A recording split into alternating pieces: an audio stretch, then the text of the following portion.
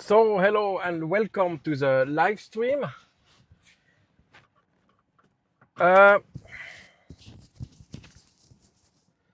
So we are now, I don't see it, at the Per Gynt Lodge in, yes, so the people I met just found some, it's called Steinpilz, I don't know how it's called in English, this kind of mushroom. Just realized he was just in the live stream. Okay, it's very simple. I cannot read the chat because otherwise the computer flies around.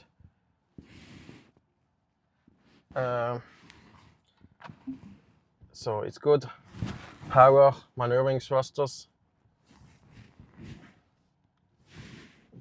Now it's a Tesla. I think someone is sitting on the seat.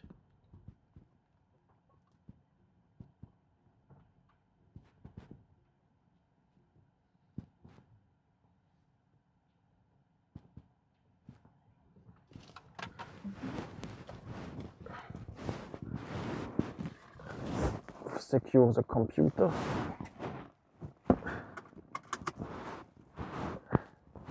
So I will check the chat when I stop. So you will have to wait and come back to see the VOD later. Okay. So the first stop will be Dombås supercharger. Let me adjust the microphone a bit.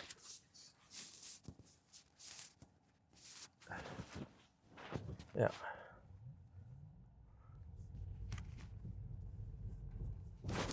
So we are already starting to precondition the battery, so it will make strange noise. Okay.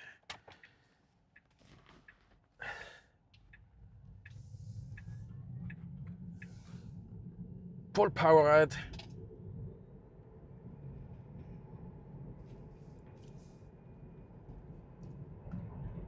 So I end up in this place because there was a conference in Lillehammer and all regular hotels in a radius of over 100 kilometers were booked out.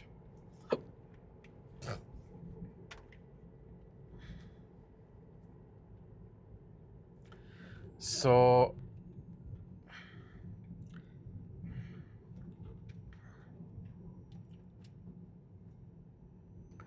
yes, so we are on the side of Gudbrandsdal. It's a side valley, and I think if you drive the other road in the other direction, you arrive at the Skeikampen, which is one of Norway's popular ski resorts.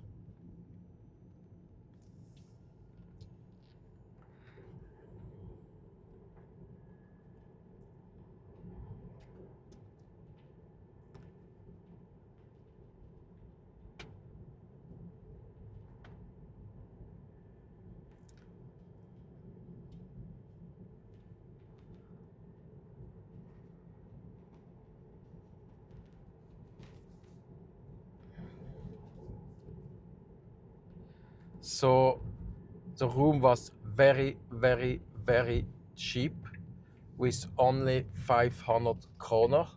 So basically I went there, called the number and said I want a room. And I said, he asked me how I'm going to pay. And he said, I say Vips. And he said, just give me 500.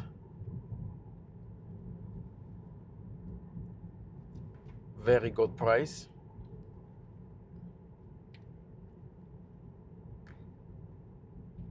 But obviously there was no restaurant and so nearby, so I had to drive down here, and there was luckily a Burger King.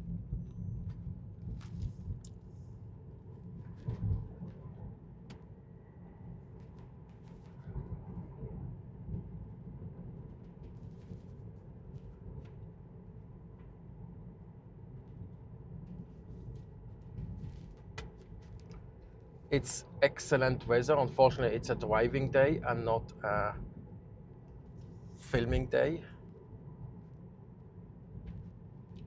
But Tomo, it should be okay. It should not be constant rain like last year.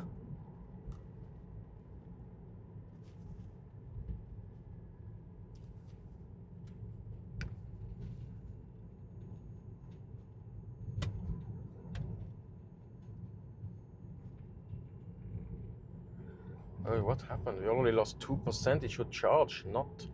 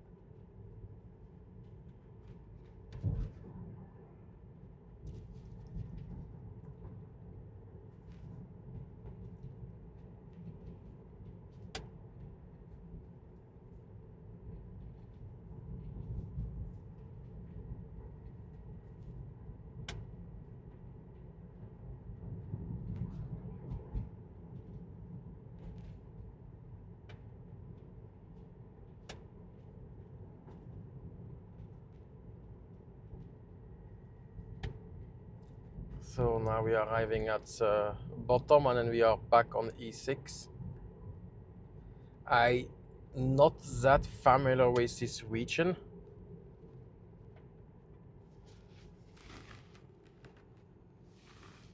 In Norway. For some reason I never came so much in Gudbrandsdal. I only drove past.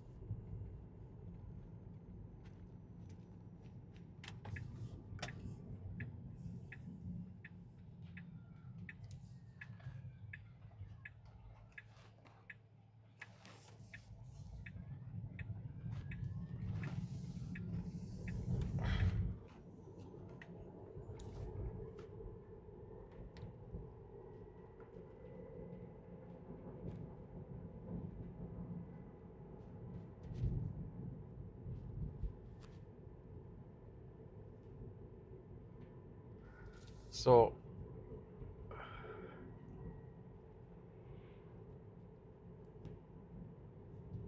I always wonder if people are sleeping here to go to that conference. I basically have to drive 1 hour, 10 minutes each way. Is there a bus coming? Do they have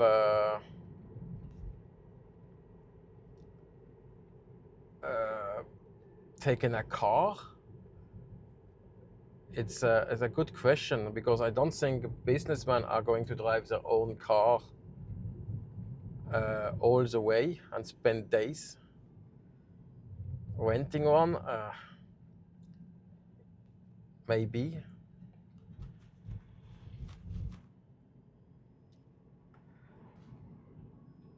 That would be something for a tourism office to have a list where there are big conference and hotels might be sold out, so you don't come these days.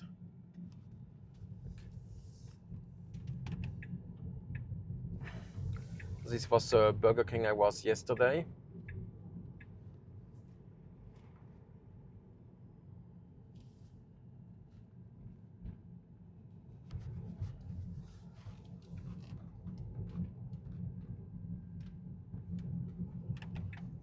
Okay, ready for full speed ahead.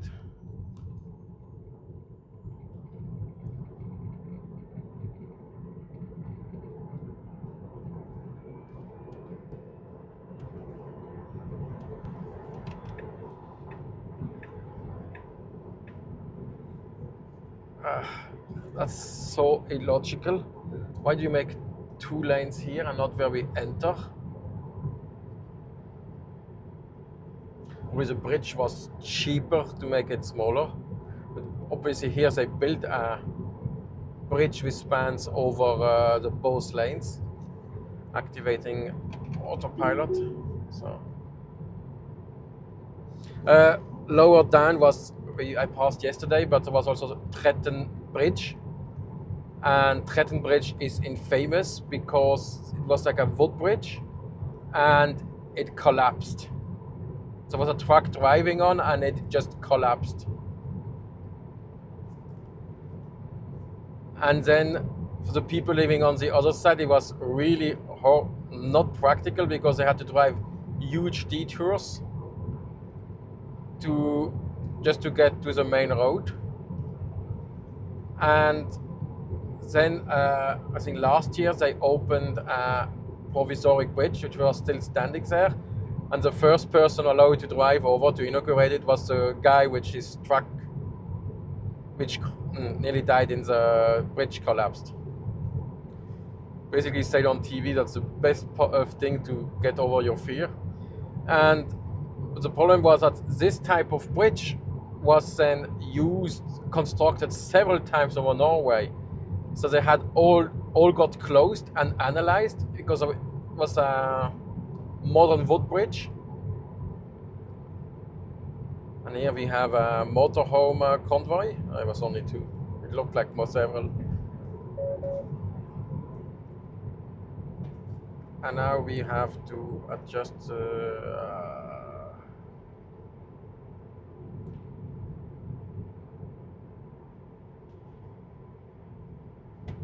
Luckily, I have to check how much I paid because last time I drove here, electric car were still free. I doubt it's still like that. And here is what is it? Average meter.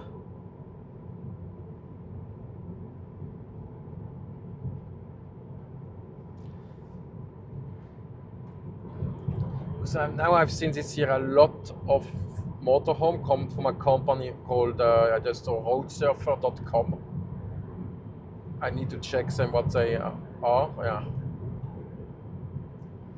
But who told me that lately that they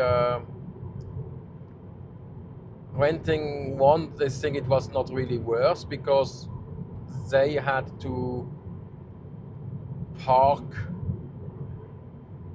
always in camping places, could never stand free, and the rent was quite expensive. So it would have been cheaper just to take a normal car and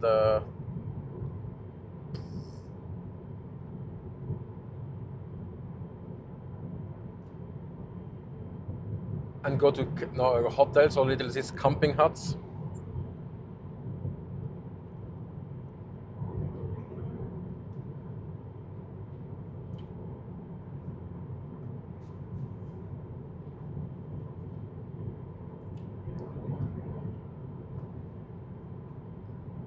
This is a modern tunnel because the road previously went on the other side of the valley and you had to go through a lot of village.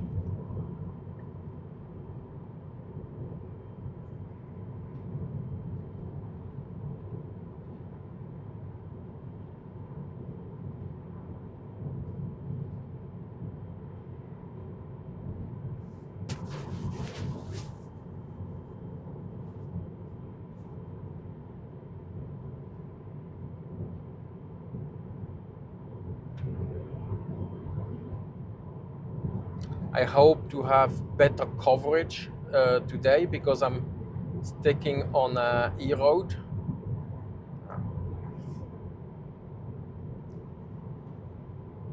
Yeah, Kvampsfjellet. I think I made that film there, in 2017, about a hotel.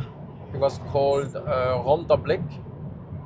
And it was the same owner as Hotel Mundal, which you saw in my, if you watch the Sonnefjord video, that owned ancient hotel. They tried to renovate and run out of money.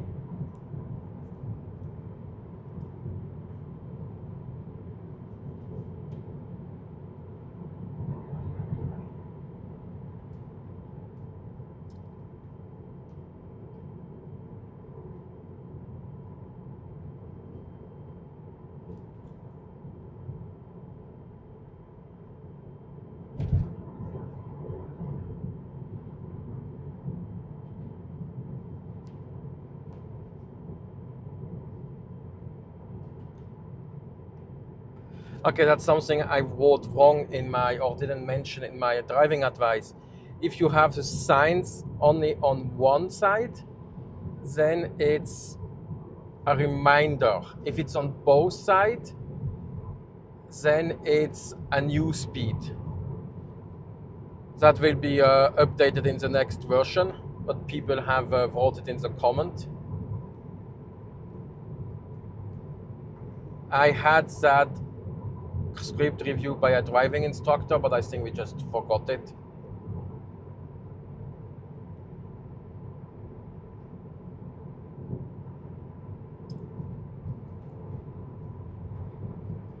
Below is, that's the old road here below.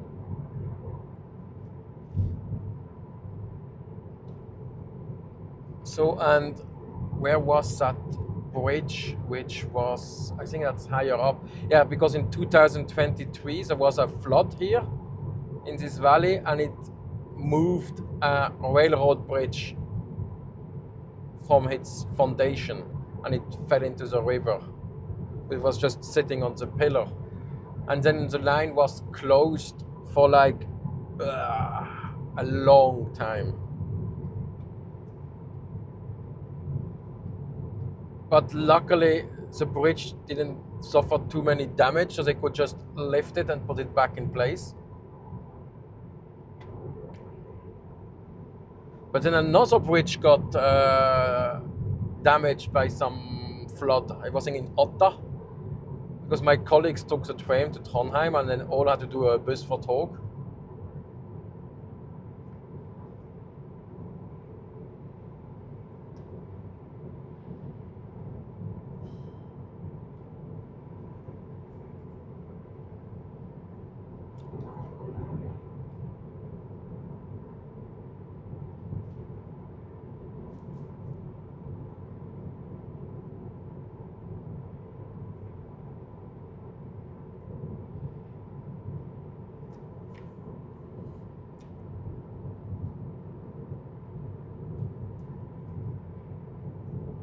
So if you have a petrol car, this road is expensive. Or even worse, a truck.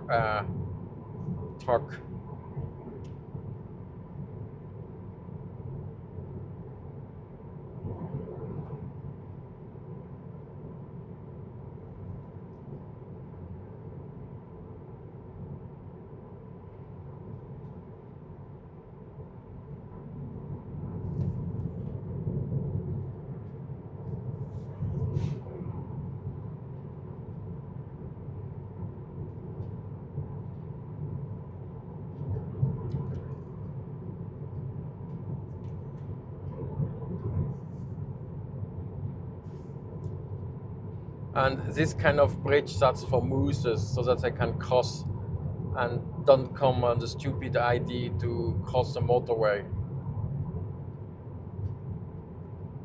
We'll find many of these about on newer roads. So, and here we come to the end of the motorway. They haven't constructed it, because in Norway it's typical you don't construct a thing in a logical order. You just put part in the middle and then some other part in the middle and then the end and then the beginning.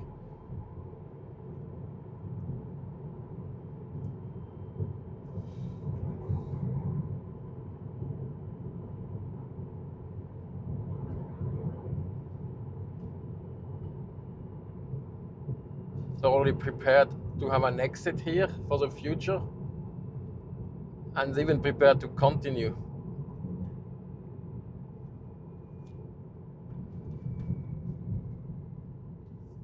But yeah, you see the bridge is already constructed, but this has been like that for 8 years at least,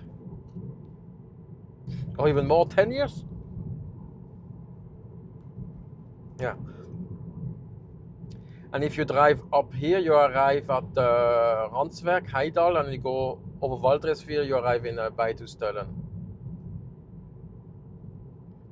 And down here comes the river Sjua, which is one of the best river for rafting in Norway.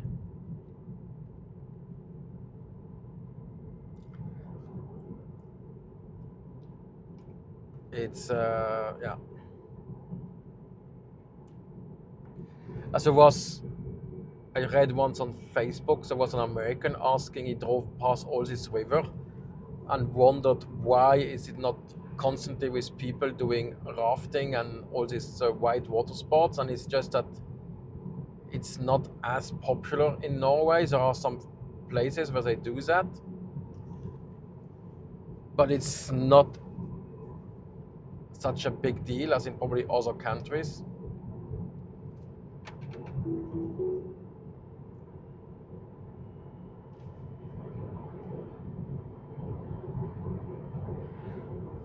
I wonder why I am using more energy than planned. Ah.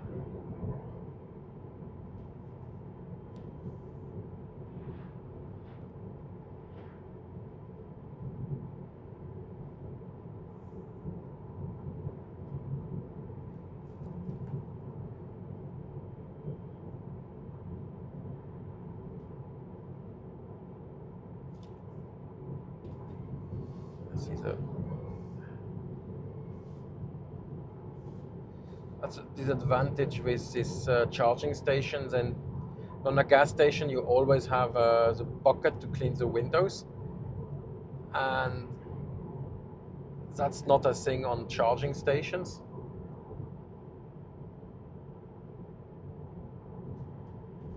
Because it's just energy. Yeah.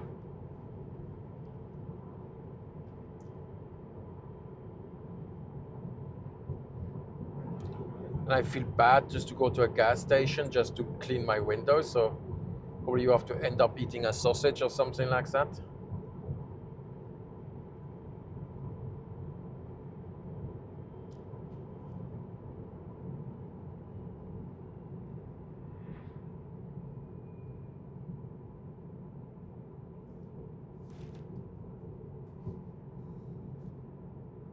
Yeah, you see your Sjua rafting center.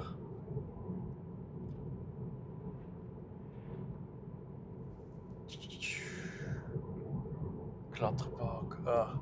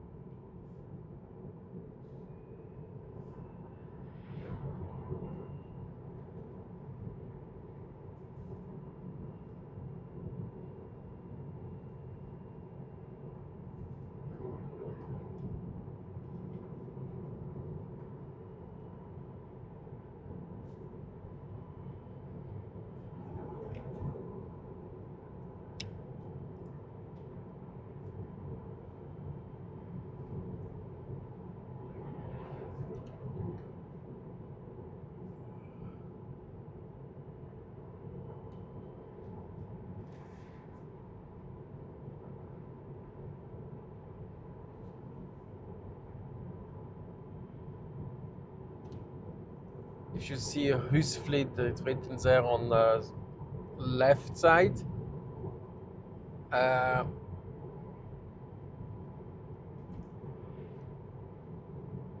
It's like traditional crafting, like for clothes and this kind of stuff, knitting.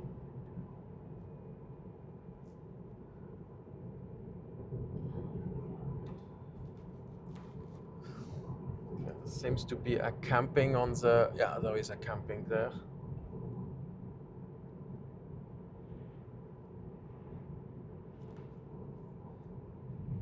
The problem with this camping next to the rivers, there have been a few cases now where suddenly the river rose. It was in Tromsø last year, it had snowed, and for a very weird reason, it suddenly got warmer and rained, and suddenly the camping owner had to get the guest out of a cabin which was too close to the river in the middle of the night, because it was something which normally should not happen, that there is a melting in November.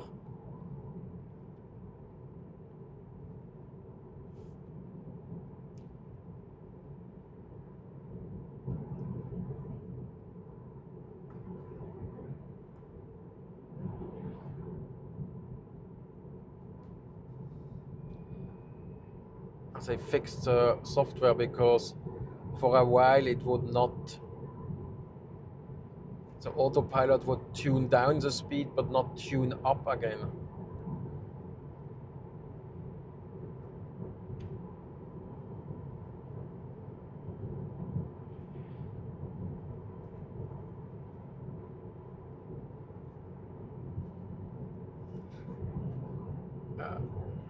Where is he from? Germany? I don't know. But anyway, it's also a question people ask: should I take my bike on a motorhome? And because in some other countries it's very practical, but what you read is people have taken the bike and it was not what they imagined, because where was that? Yeah, the distance are longer.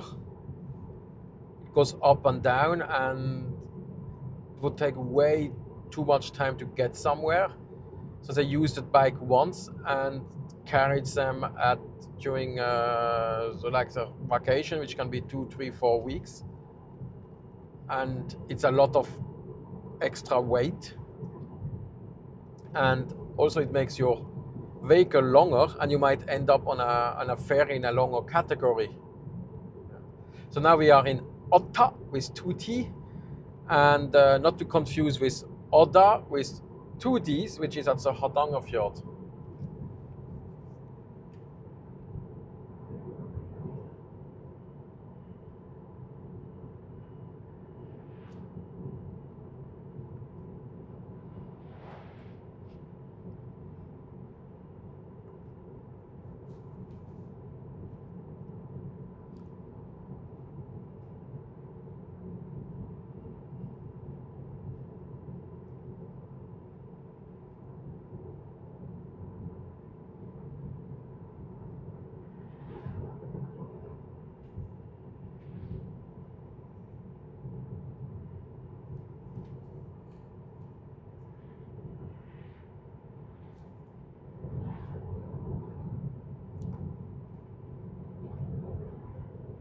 I think the railroad bridge got destroyed this summer was here.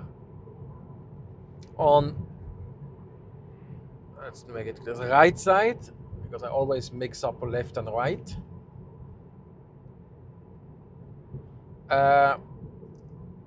Is you arrive at the Rondane National Park, and there are a couple of these Høyfjell hotels and places to sleep over there. But it's called one of the most famous mountain is also there. But the problem is you basically park your car and walk 1.5 hours just to get to the start of the hike. Or you have to kind of rent bike. It's the same as for Glitterheim.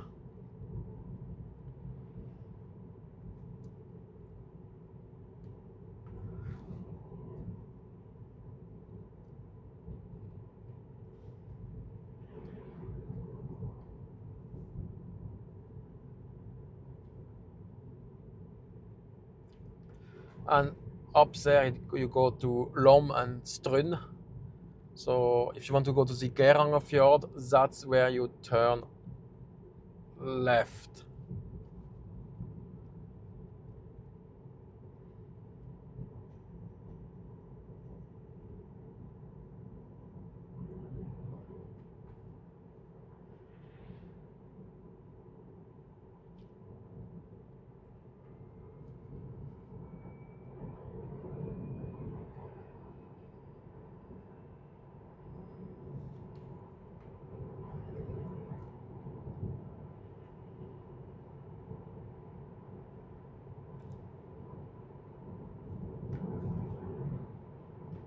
And Gudbrandsdal, as this is one of the main valleys in eastern Norway. You have Østerdal, which you can see in the live stream from 2 years ago.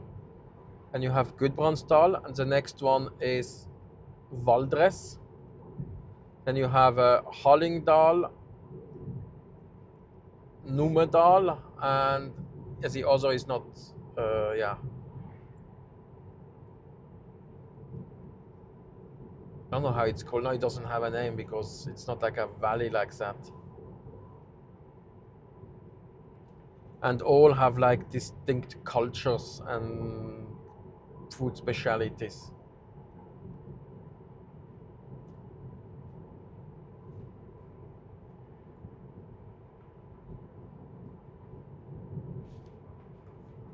As said before, I'm not looking at the chat because it's not very practical. I cannot do it while driving, and I don't have an assistant today.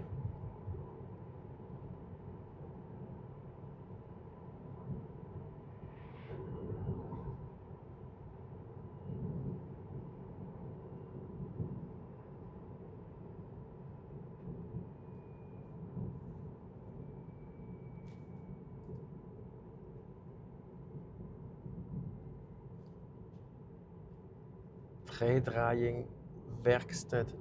So it's like a woodwork shop.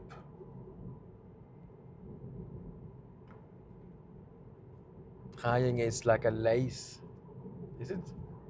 I have to check.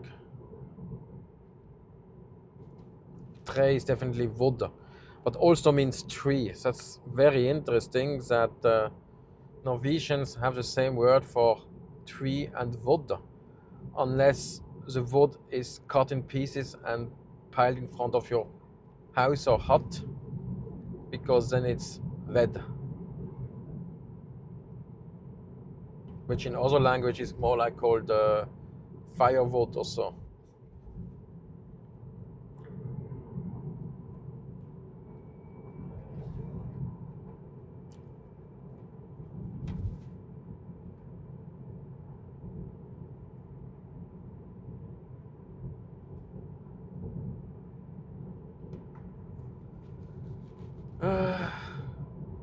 I have no idea what his sites are.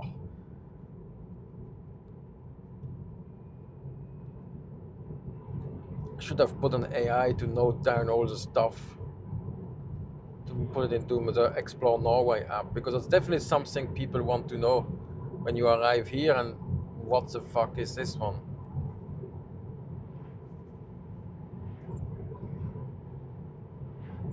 Oh, now we have an international motorhome convoy. Poor guy is stuck in the middle.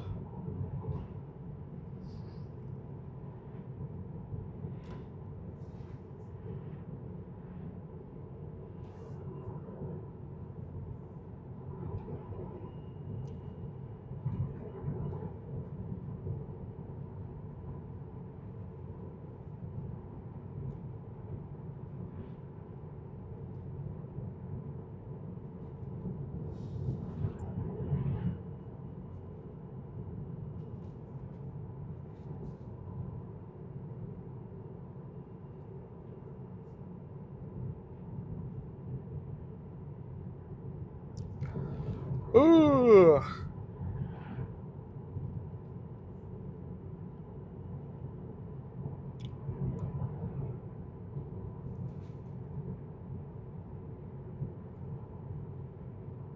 As he's driving 80, there's no point in overtaking him. I could go closer and save energy by sticking tailgating. Is that? No, tailgating is when you do a barbecue in your in front of the football stadium. That's something really American. That's never seen that in Europe. And my car recognizes this motorhome as a truck.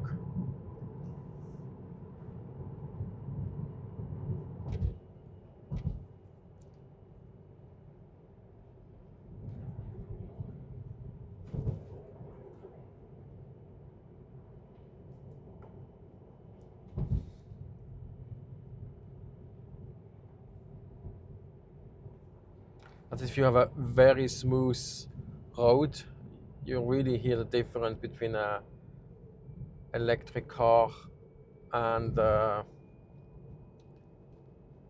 petrol car.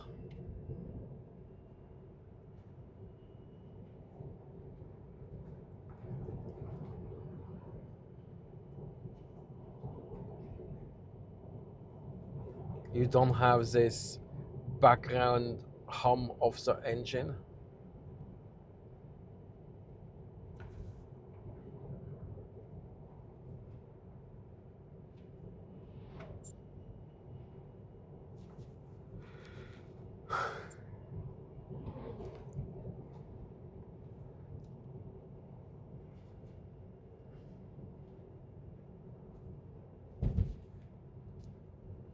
So this is very freshly made. I mean, there is not even lines, but that must have been done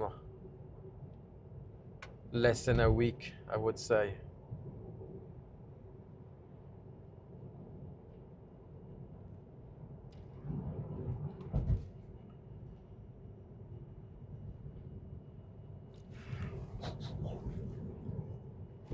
So in about half an hour, we will be at the supercharger in Dombås, which was one of the original Tesla charging station in Norway and the last one before the North Cape in 2013. Because famous YouTuber Tesla Björn, he was the first to drive to the North Cape and back in a Tesla in early 2014.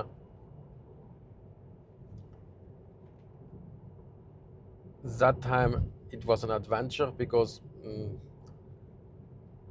you had to plan everything in advance to find out where there are plugs, and then you waited like 5 hours to charge your car. So basically you drove 5 hours, charge 5 or 3 or 4, and drive 4, charge 4, and then drive 4 again, and then charge overnight somewhere. Now here is the machine actually. So it's done not so long ago.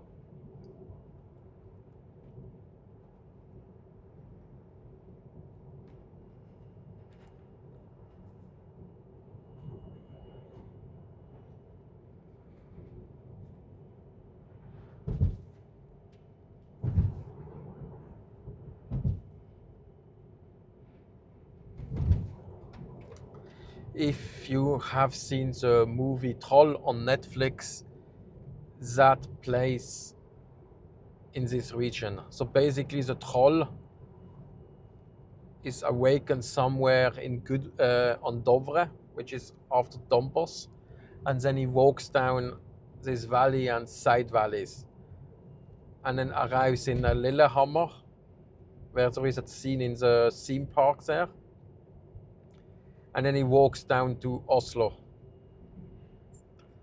So from what I've seen, it has been all filmed like on correct locations, and now they are making a Troll 2, which is coming, I think, this Christmas. Troll, I say it's a Norwegian kaiju movie.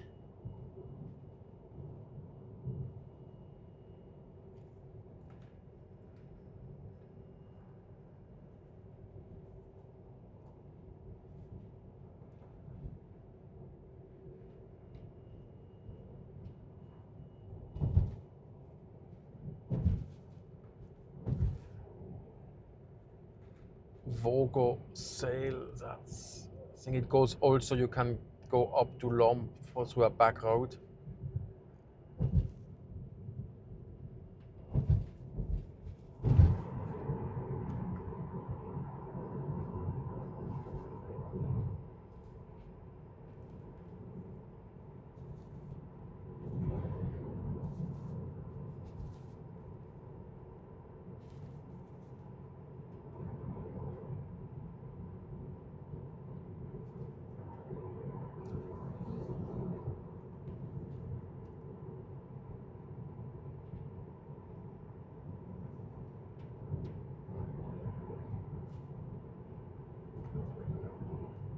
Now goes up.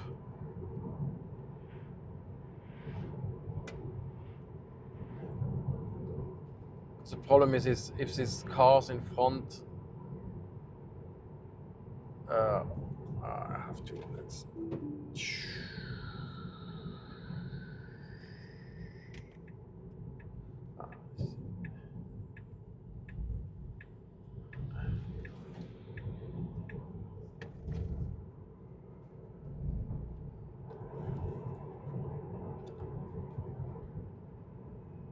And now we have one which is slow.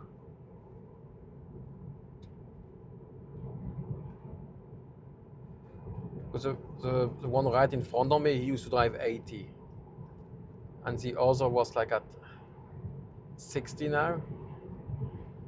Yeah, it's better, but...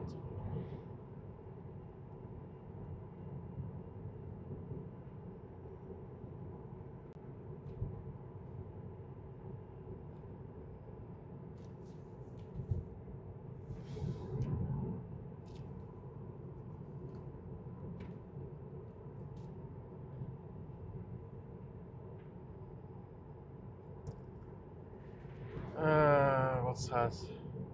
Hovering and Rondon, that's basically a place, and probably looks like there is a hotel and hiking areas and cabins.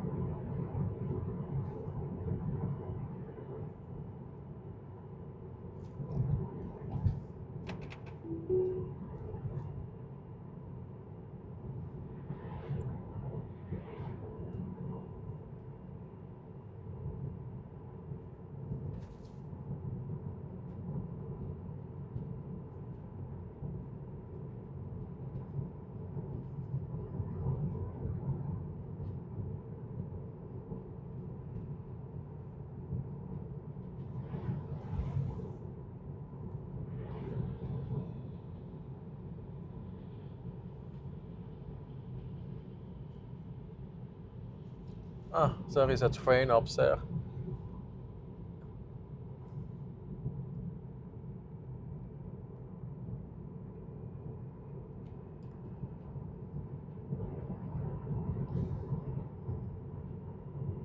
Looks like the road was before on the other side.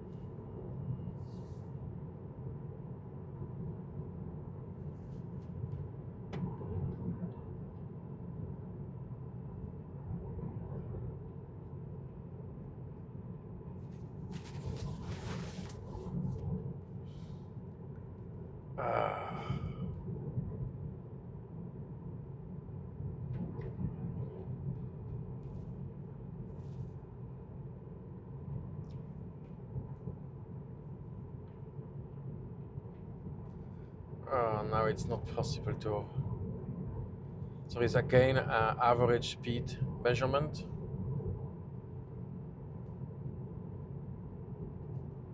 At 80, it's not going to be difficult to drive too fast here.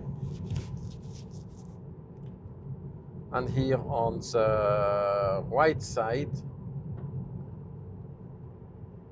is dam. On the left side, you can see that again are the old masts, which are actually out of wood for the train.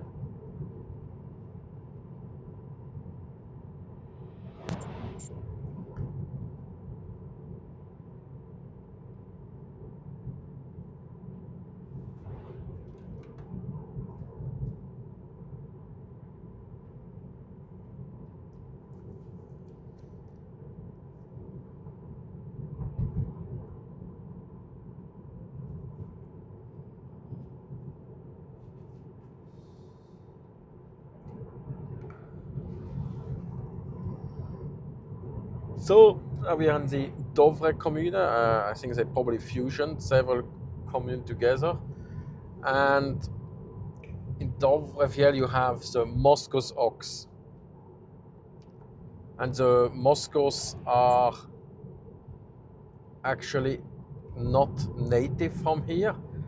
It was at some point in the when was it introduced? 30s or 40s. So like they put some here because they thought, oh, it would be fun. It was different time, and now they have multiplied, and there is like a population of I think 200, 300 or 400, something like that. And to avoid having too many, they need to hunt a couple of these because there is like no natural predator which could take them down. And the Moskos is you don't want to get too close because they are very easy defense program, which is target threat, start running, and only stop running after something gets hit. And as there are not so many trees, yeah, you're probably getting hit. And you basically have several hundred kilos running towards you at 60 kilometers per hour.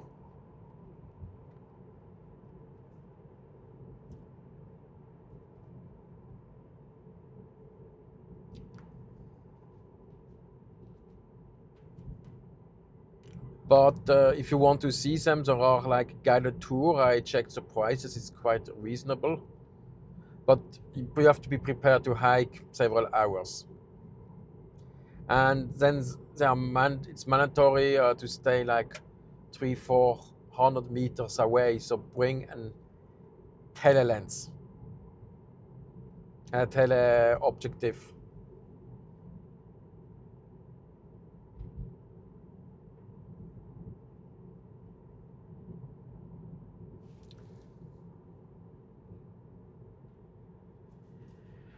I think there is a tractor or something like that now.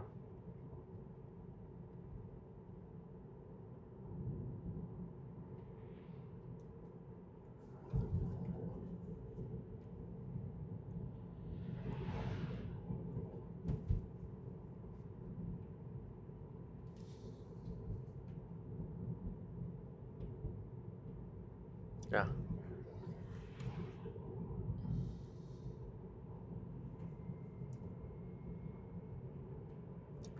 And I'm sandwiched between 3 motorhomes.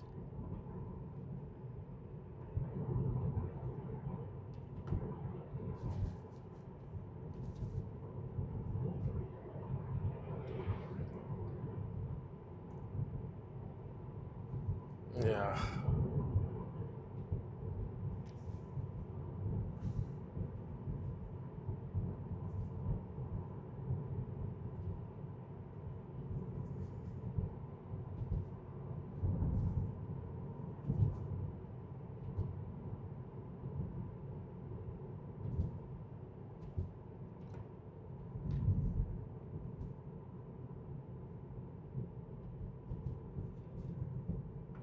As soon as it goes up, it gets slow. So I think it has too much water charged.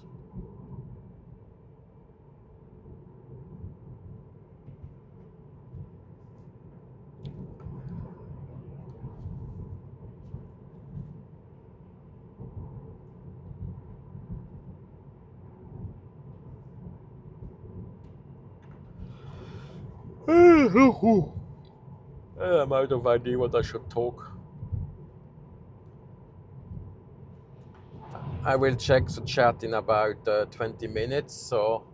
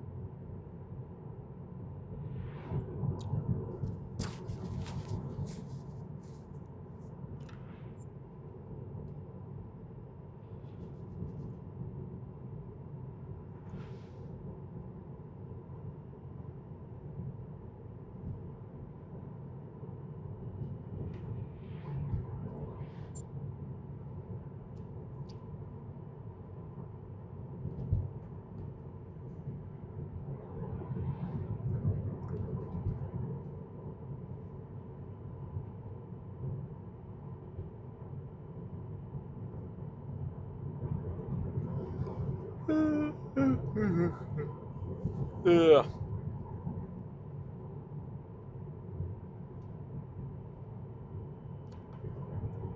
I haven't read the news yet. Don't know how to tell about. Yeah, so if you read the news, maybe you know, we have soon elections in Norway. I think it's in 2 weeks. So, but abroad they're not going to tell anything. You maybe in Sweden you hear something, but in other countries is the day after you read in the newspaper that there was an election and this party was the biggest. And now it's a big question who is going to win this year, because until when was it? Beginning of the year, it was pretty clear that right would win, because the centrist left government was a mess and had one scandal after the others, plagiaries, tax evasion, and it looked like the prime minister didn't have his team under control. So, and then the centrist party, the Center Party, they thought they are better off. The government, they just left. And then it was only the Labour Party, which is now in charge.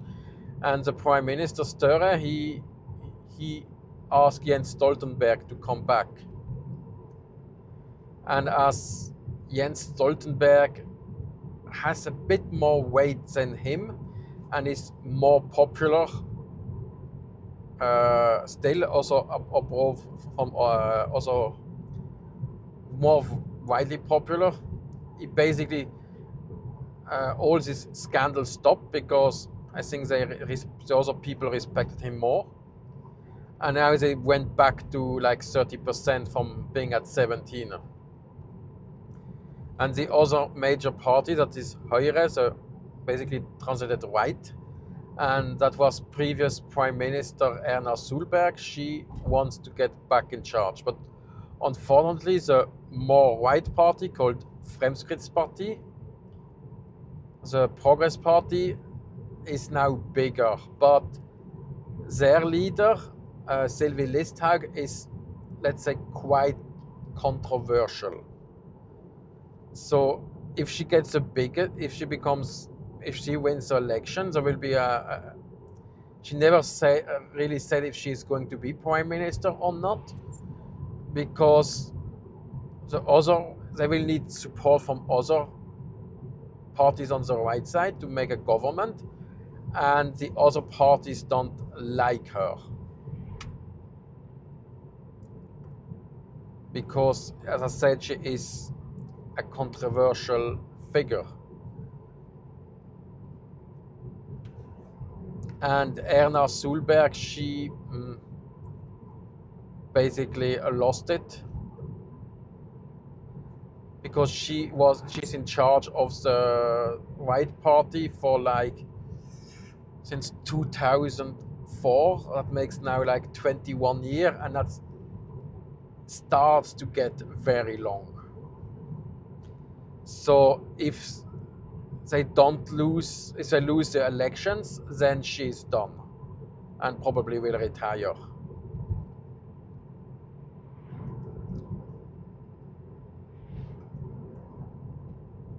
And also she had her controversy because after she had lost the last election, 1 or 2 years later, they found out that her husband was buying and selling, trading with shares, which the state had was a stakeholder. So it was not, and he was specifically told not to own or buy shares which the government has stakes in. But to hide it from his wife, basically at the end of the year, he would sell all these posts. So when she would go, they would look at each other's tax form, she would not see anything suspicious.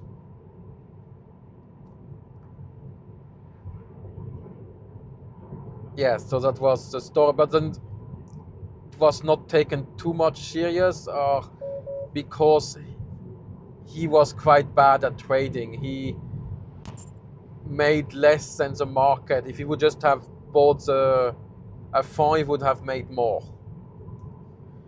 So, but I think he wasn't in the press and said it's like his hobby to trade shares.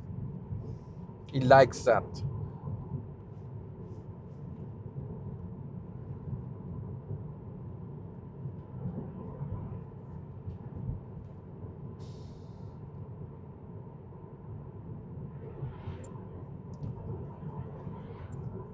And the Labour Party also has their controversy because in Trondheim there is one, the party leader there is called Trond Giske.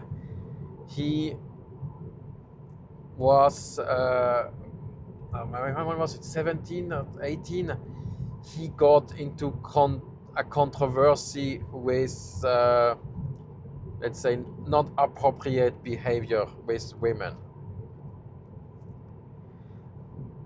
It was not rapes or so. It was just, approaching because he was like leading in the Labour Party. But then there were other people which wanted to get rid of him which they actually did. But then his supporters still liked him. So he was very close. Every year is very close to make a comeback, and then there is huge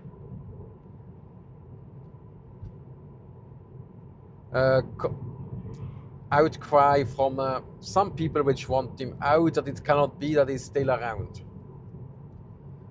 And also after the affair, he was also set up because he went out in town, and then the clip showed up of him dancing with a woman, and he was like, again, blah blah blah. But then the media tracked down that woman, and then they said, yeah, but he had fun dancing with him. It was just that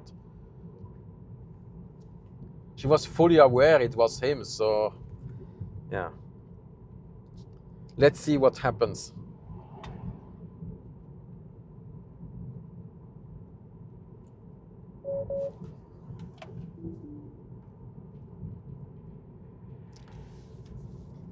Norwegian politics. And there was also a couple of years back, there was one of the member of the Progress Party. He faked travel expenses. So basically, he said he was traveling for his mandate as a member of parliament, but then invited his family along and so on. He used 450,000 NOK, which is around, at that time, I would say 50,000 euros. And then he was sentenced to 7 months in prison for that. And as a politician, you are held to a higher standard because you are supposed to be an example to how to follow the law.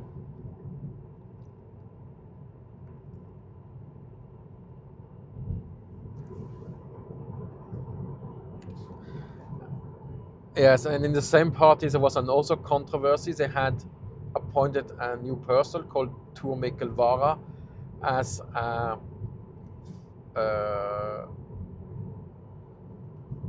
a justice minister, and he was actually quite not very extreme, normal, or not a controversial figure, more a hardworking guy, I had the impression.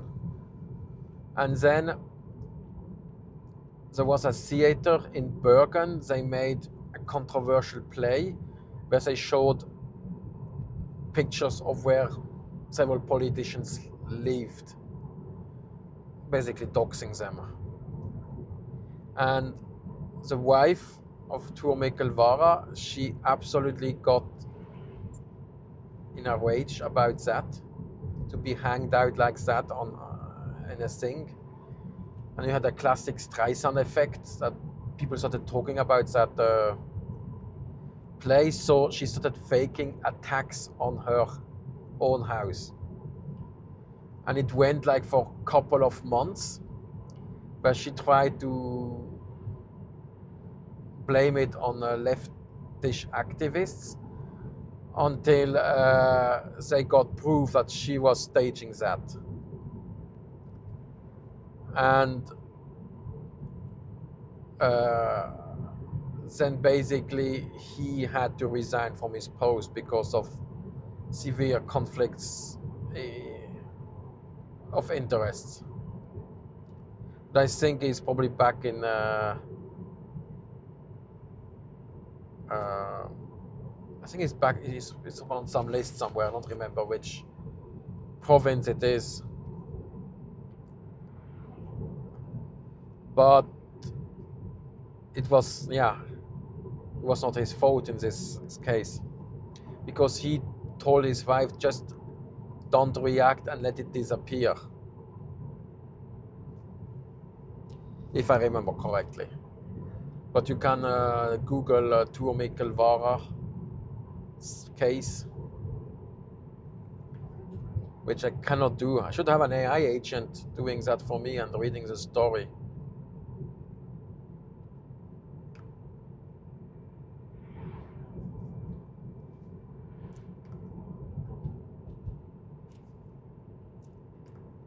So we are there in 5 minutes.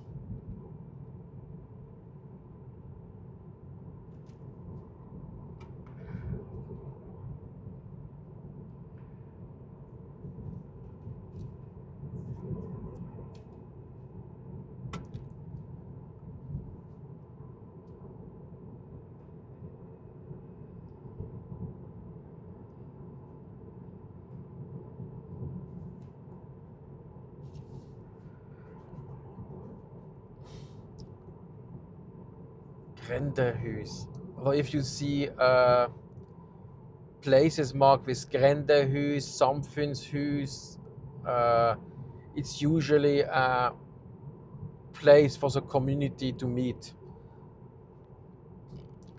Not exactly a town hall, but you can rent it out if you want to do a larger celebration, and so that's why you don't want to buy. It's really not the nicest place.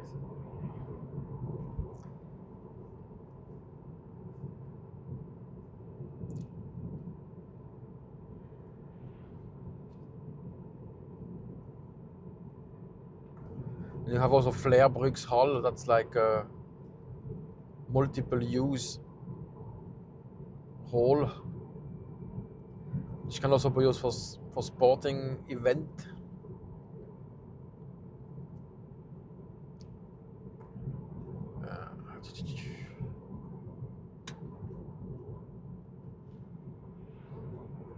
So we should be soon there.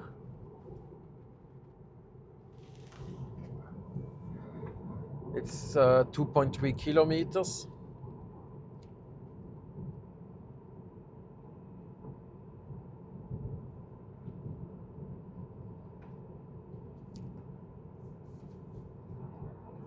So I think the first time I was here at the supercharger, there was one guy with a Model X. He had a caravan. He had parked in a way that it took 4 places.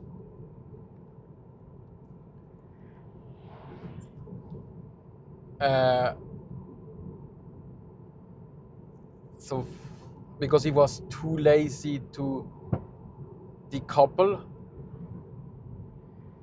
to charge his car. That's why now they have a pass-through charger where you can do that. Because Teslas were like the first car which allowed a tow hook. And in Norway, a tow hook, that's very important. Most people have that. Because it's like a thing just to connect a trailer to carry stuff around.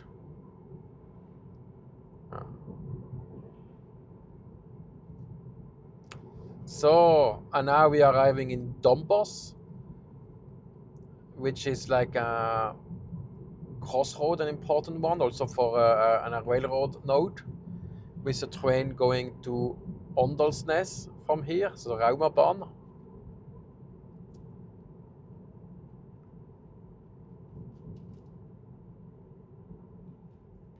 Okay, let me concentrate to find the charging station.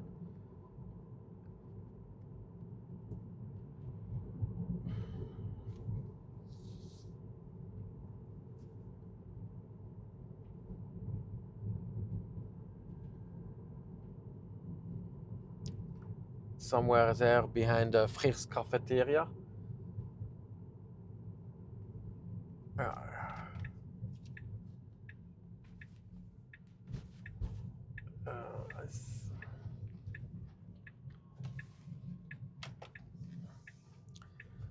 It's important stop place for, you see there is buses, huge parking,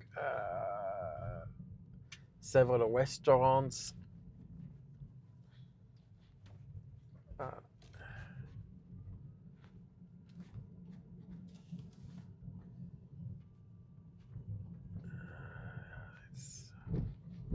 Be careful, this. Yeah, here it is.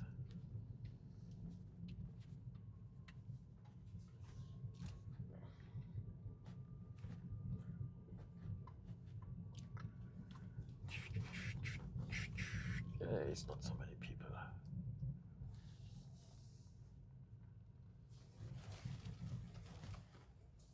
Well, and you also have other brands of charging station.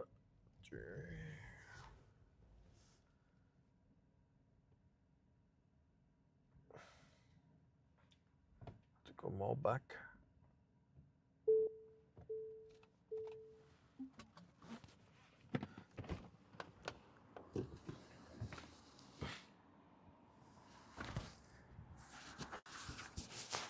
Okay.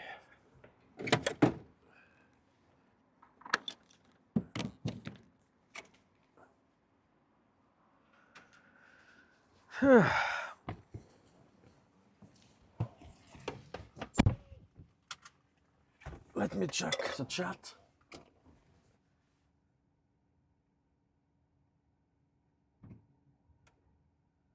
Nobody wrote something. How many people are watching? 30 people watched something. So I have to charge for 12 minutes, but what I want to do is go to the next charging station before, and that's in Ålesund. And I put it on the waypoint, and then it calculates. Oh.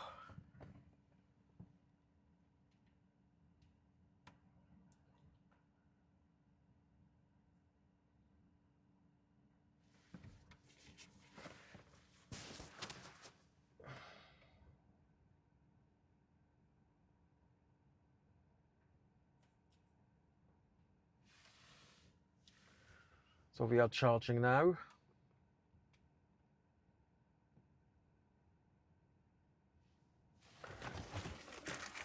Let me get something to drink.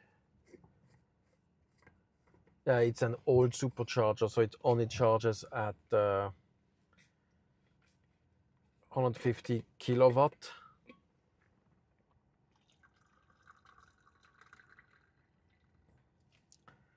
The new ones are up to 200.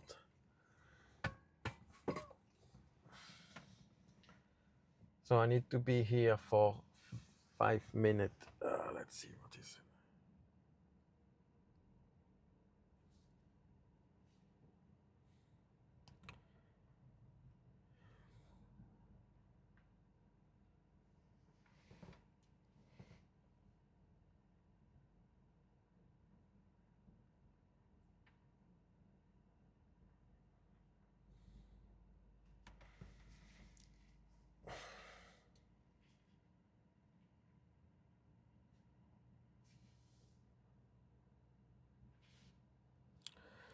Okay, let me check my email. Nothing here.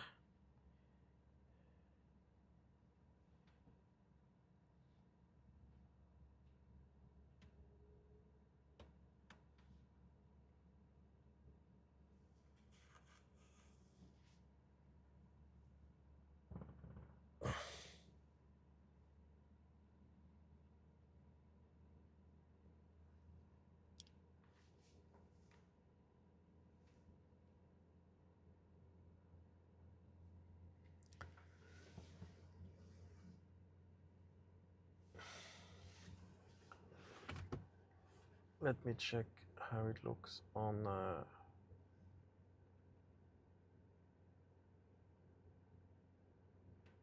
Yeah.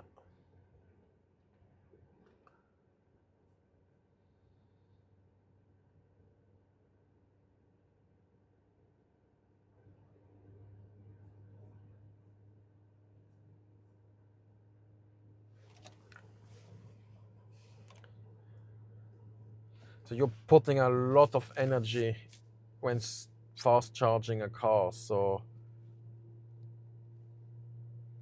that's 150 kilowatt. Your oven has 3. And probably your house has, I don't know,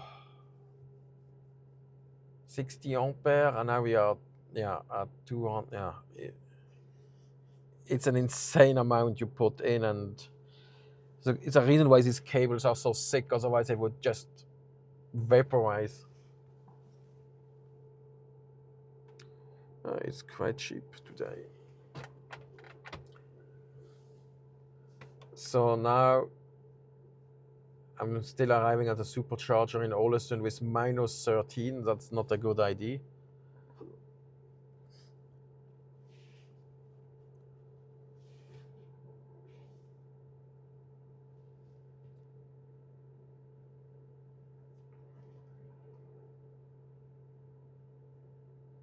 Dash. Okay, that works.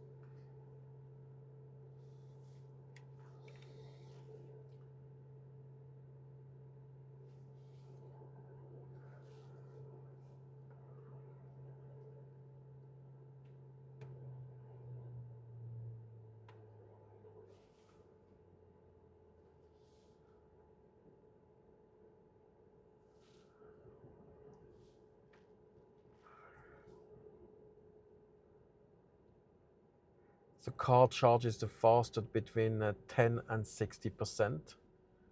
And now I'm at 32 and I will arrive with minus 10, so I need to put at least 20% more to have margin. And yeah, so I will put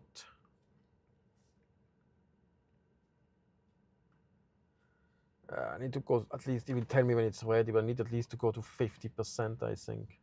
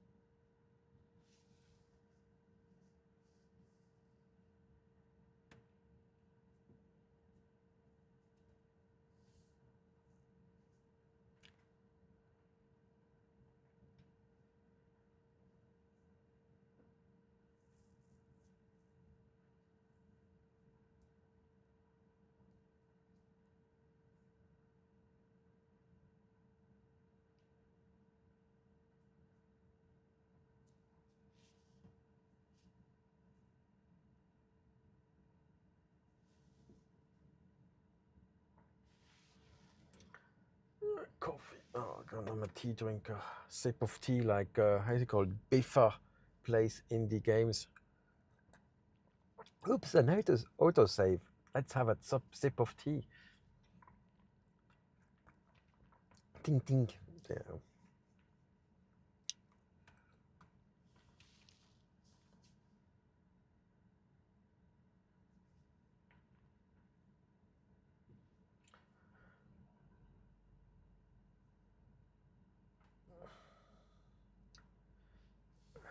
He's really brave, that car, wanting me to come with less than 10%.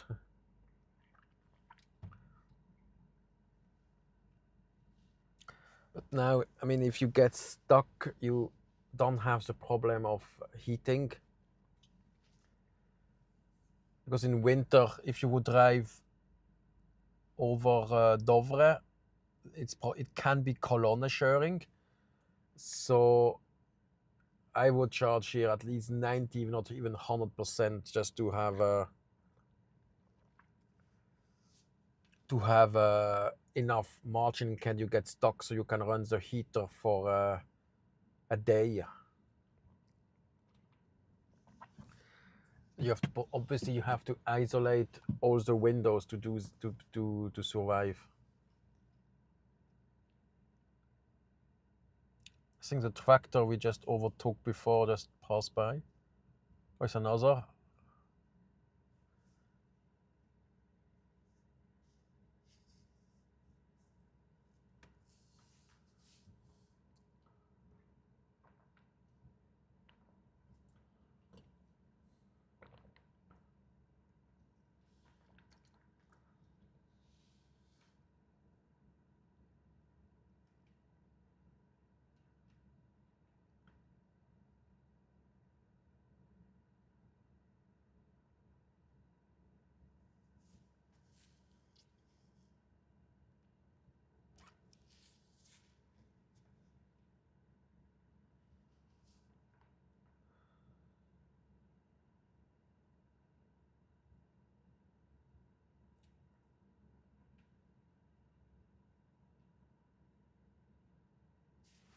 How many? I have 50. Yeah.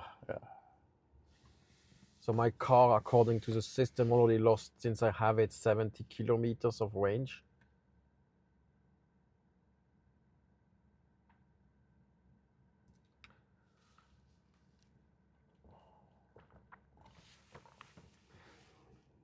If I check, there are a couple of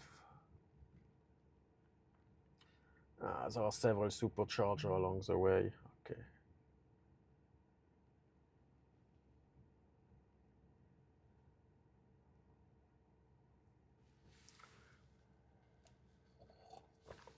But let's put some more, because I don't want to arrive with just 11.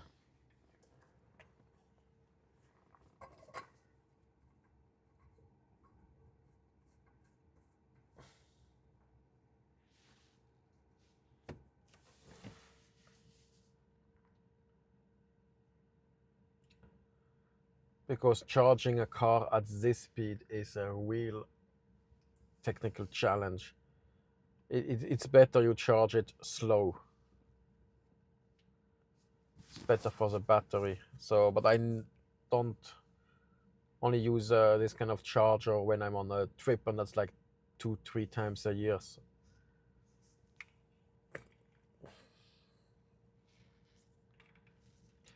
The thing is, Tesla. If you're on a Tesla and you have a, you get it's much cheaper to go to a supercharger.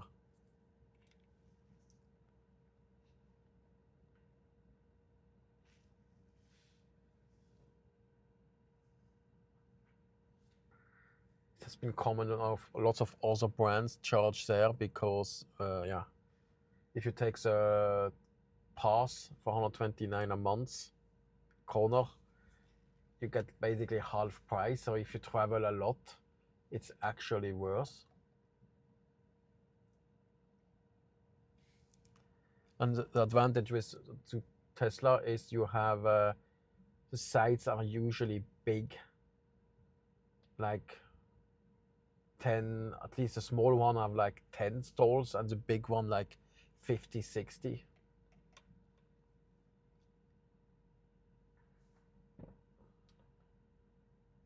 Ah, yeah. Okay.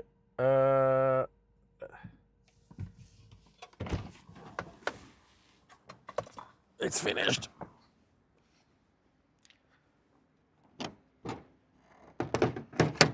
Okay. Perfect. Plotting. Let's remove the charging thingy. Perfect. And now we are continuing.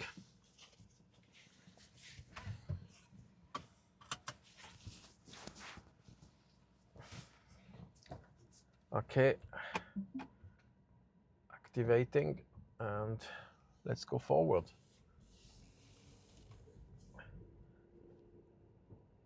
And all that heat we put in, because even if it's like 99% efficiency, you're basically heating something with 1.5 kilowatt. That's basically running an electric heater, and probably it's not as efficient. I need to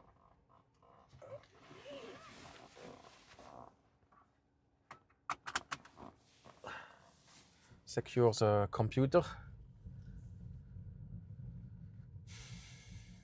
Okay, a lot of people here.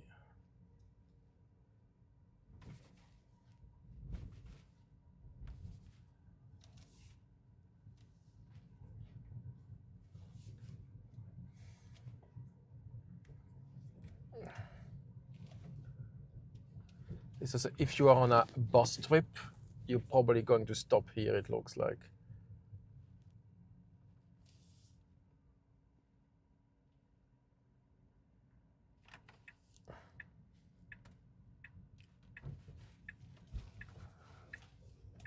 Okay, calculating.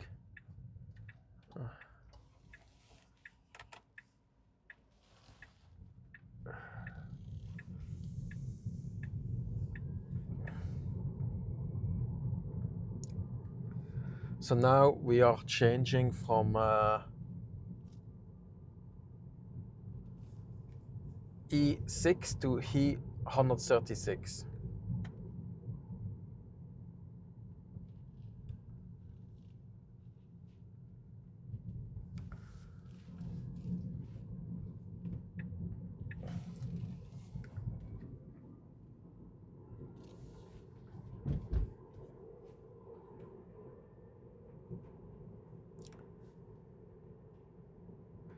I think I only drove this road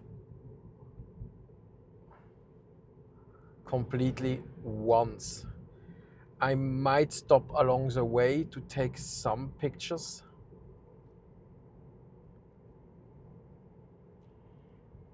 It's just to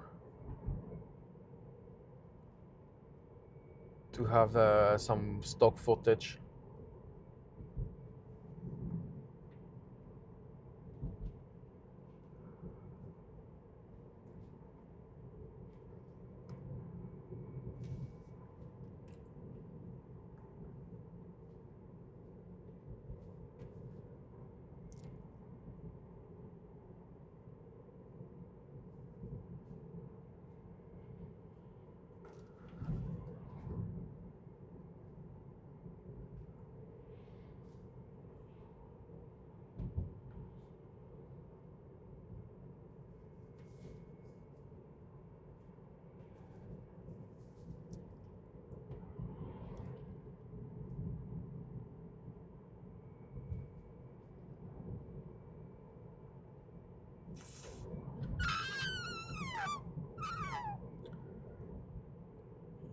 Jurabru. Okay, so it's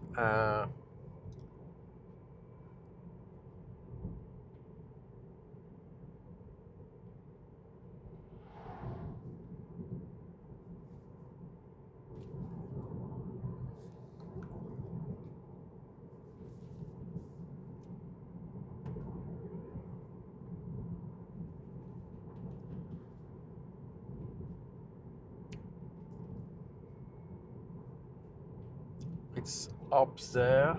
Okay, let me check if I can. There's nobody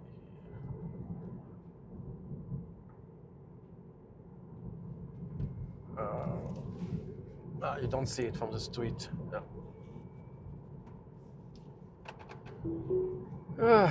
Okay.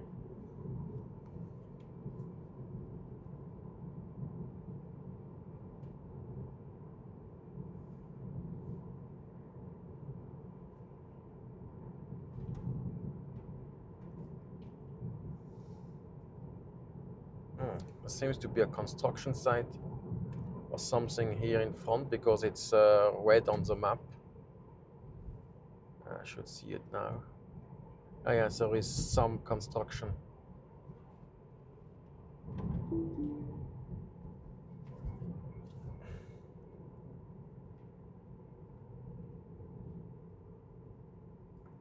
Can't really see what it is.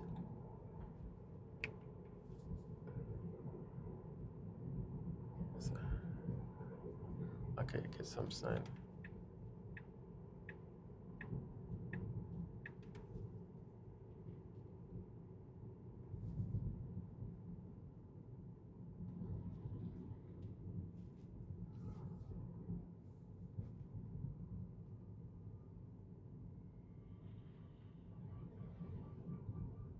Okay, they are putting new railings.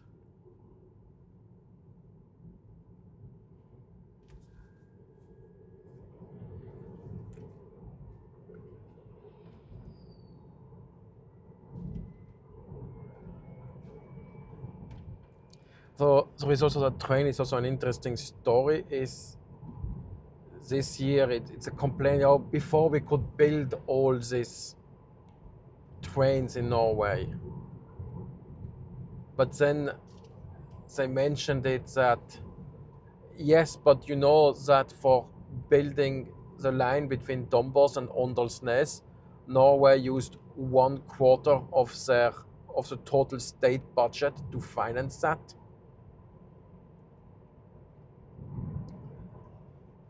It's because before you didn't have all these social things which you could not say, oh no, this year we're not paying all the things. The train is, yeah, up there.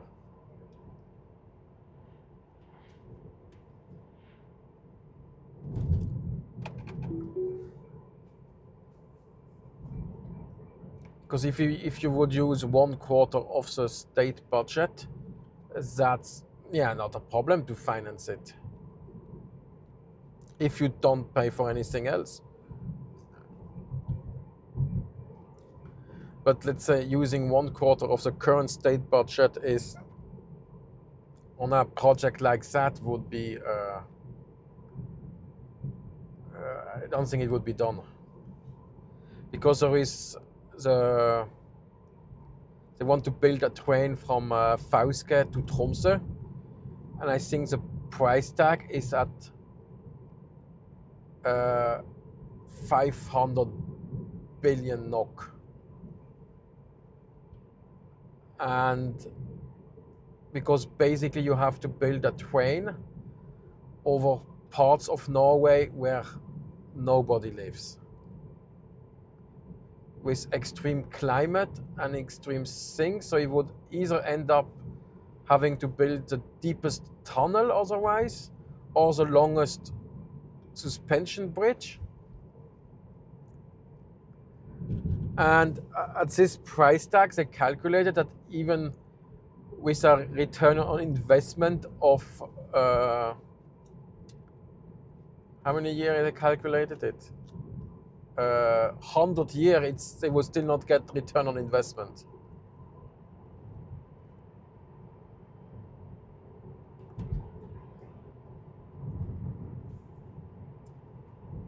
And usually you have return on investment of, how much is it? 10, 20 years or that, or maybe a little bit more, but not 100. And the train line would be mostly for, let's call it, freight. So it would be like maybe 2 or 3 passenger trains a day. But since the plan actually calls for half of the line being in a tunnel, I don't think that would be very attractive for tourists. It's like running a metro.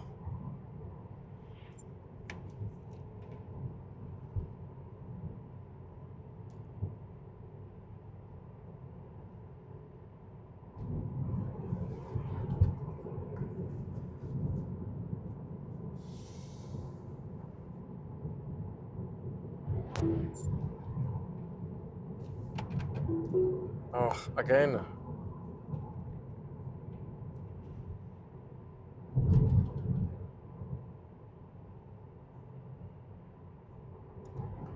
He was driving slow.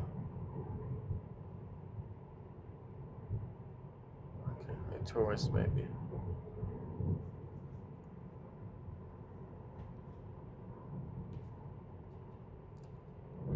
Again, a rental road surfer.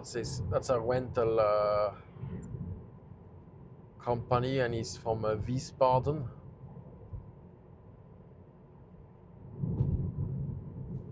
Germany. Because renting in Germany is much cheaper than in Norway. So even if they have to drive and lose these 3-4 days just to get, they save it by doing it in Germany.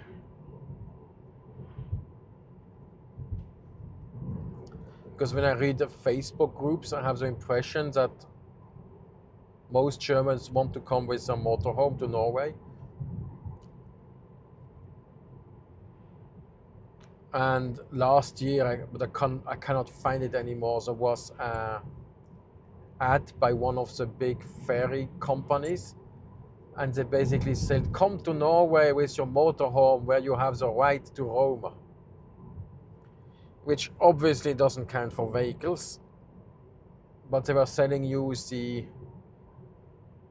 freedom to do whatever you want.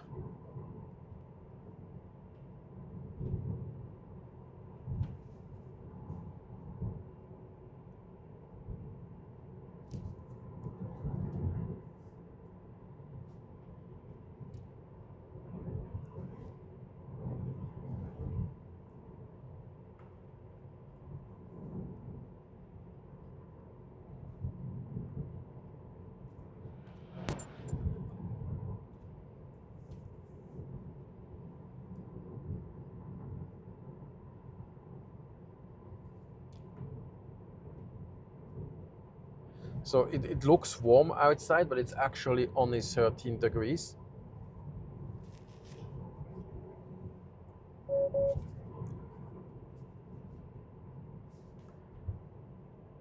Okay, and then we have the next slow person.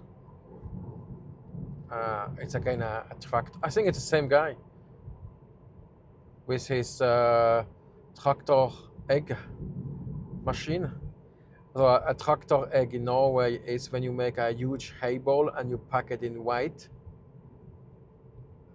That's what they call the tractor egg.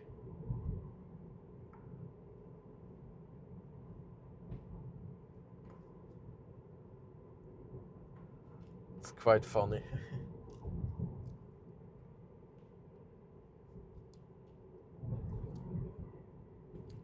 I would need to have an AI assisted camera which I could say something and then it would just point and zoom at where I say and keep it stabilized.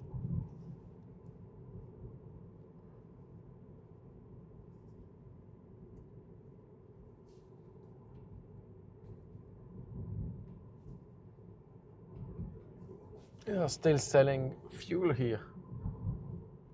It's just fuel, it's nothing else.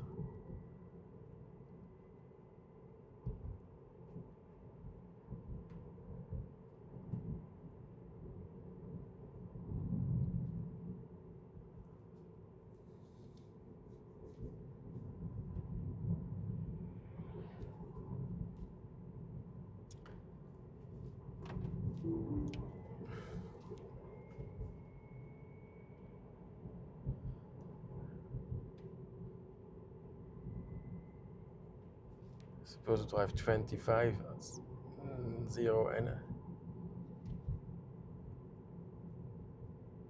Okay.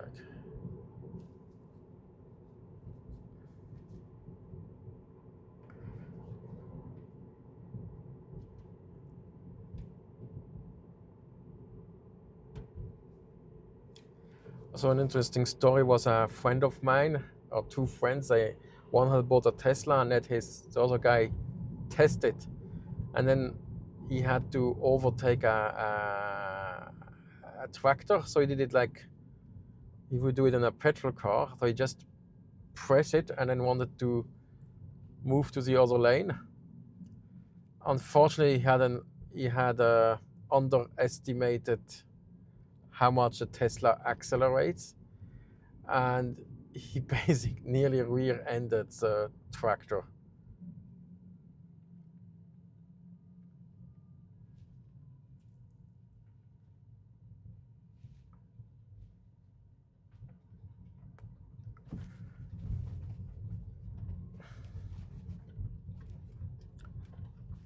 I think they're probably redoing the bridge for that little creek or stream because it could maybe one day cause a flood.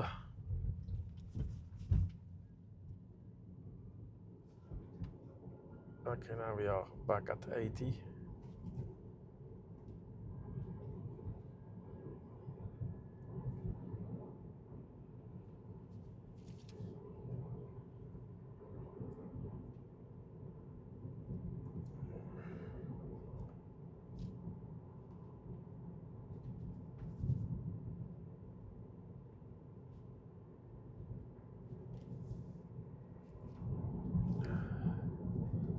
I think in the next curve it might be okay.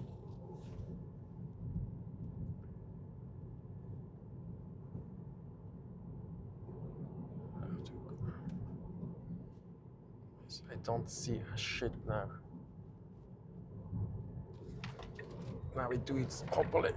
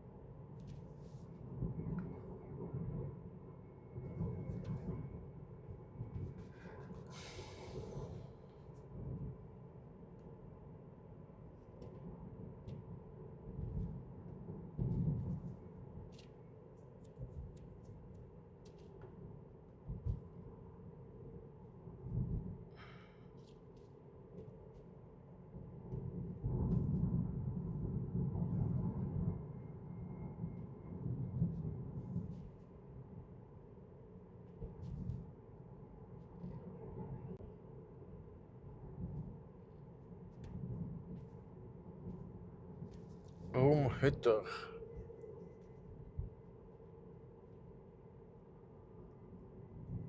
Well, it's not bad, except it's right next to the street.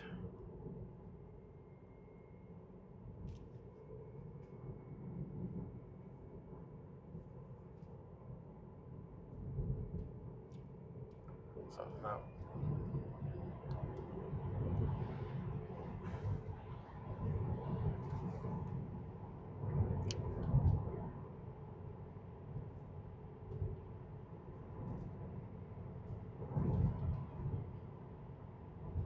The problem is that I might stop somewhere to take some view pictures, and then I will have to overtake them again. The doubt I will have to overtake the tractor again if I do it fast enough.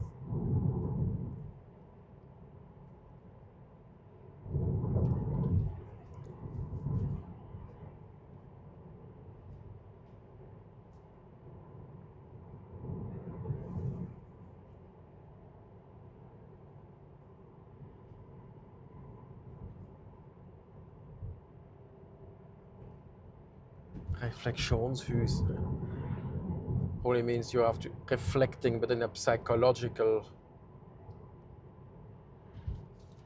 sense, not reflecting in an optical sense. It's within stake for stake, which is more like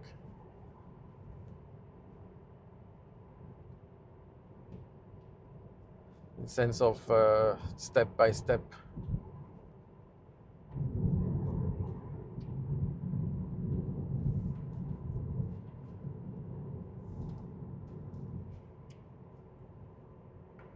Some squirrel got run over.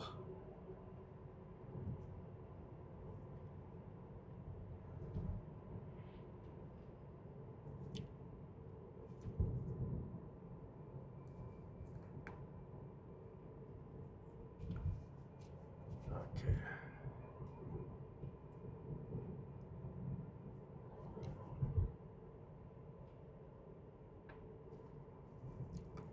Afdemsbu, what to say? Local food. Yeah.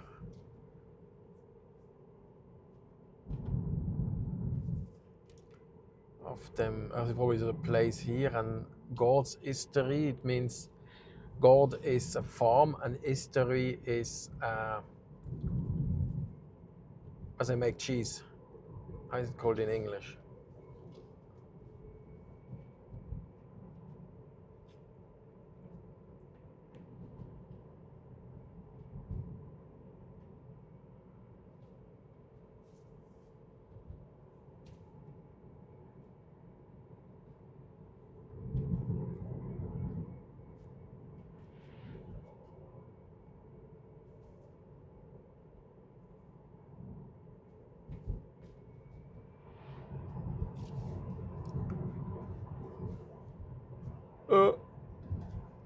If you drive, continue over Dovre and then turn to Kristiansund, at some point you will pass Tingvollost.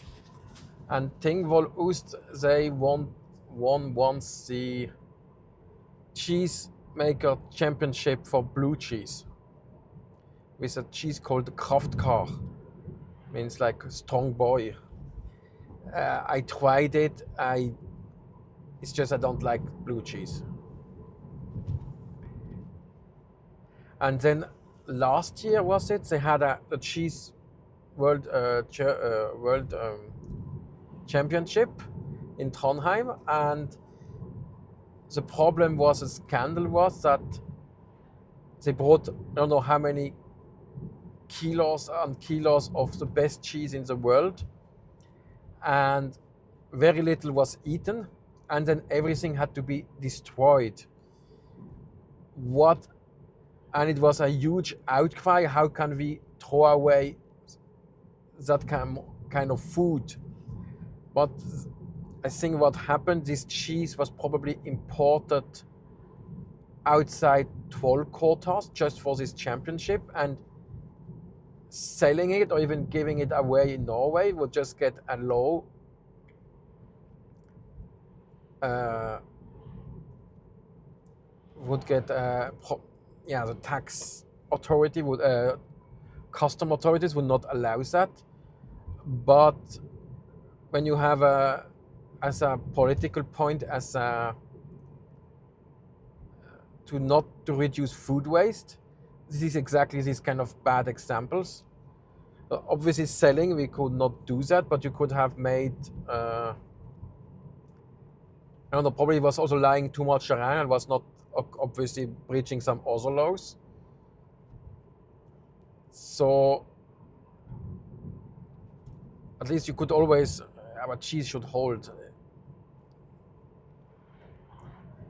I'm sure if you would put some goodwill and some remove bureaucracy, it could have been something could have been done that when it's over there is a free degustation and everybody can come and eat, or something like that, or take home.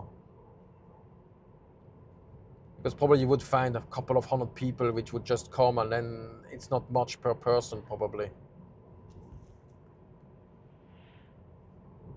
Because there is now someone, how's he called? I forgot his name. He made a film called "Where Did All the Money Go?" Because on one side, Norway has a shitload of money, and on the other side, there is not enough money for basic services like schools. So, and he was a ski trainer, and he crowdfunded to make that film for 1 million kroner. So if you have to pay the people to do that, that would be very, very, very cheap to make that professionally. And so they basically thought that we are wasting money by just stupid infrastructure project, which is where money is wasted, but it's not where it goes. So they dug deeper and basically concluded that there is so much bureaucracy in Norway that a lot of money is used just to fulfill all these laws and doing that and have zero flexibility. And then he interviewed one guy which had been appointed by the government to look at efficientized. So in one department they were able to do that and removed a lot of unnecessary laws and regulation. But everywhere he tried it otherwise, he would basically hit a brick wall, where all the efforts basically was blocked immediately because people in charge would basically become redundant. And yes, that's it came to that Norway has become a bureaucratic monster, and that's where a lot of money is used. It's was called the film? Wo har all penger blitt? It had already like 500,000 views on YouTube for a 50-minute long film in Norwegian. And that means that already 10% of the population of Norway has watched it.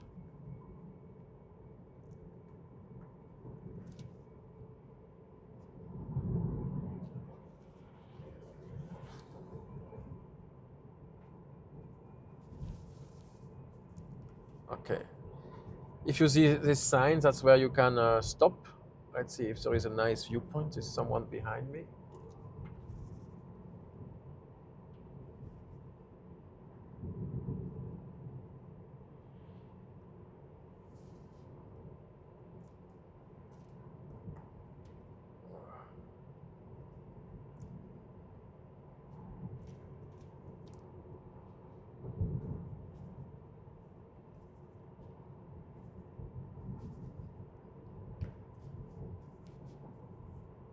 Okay.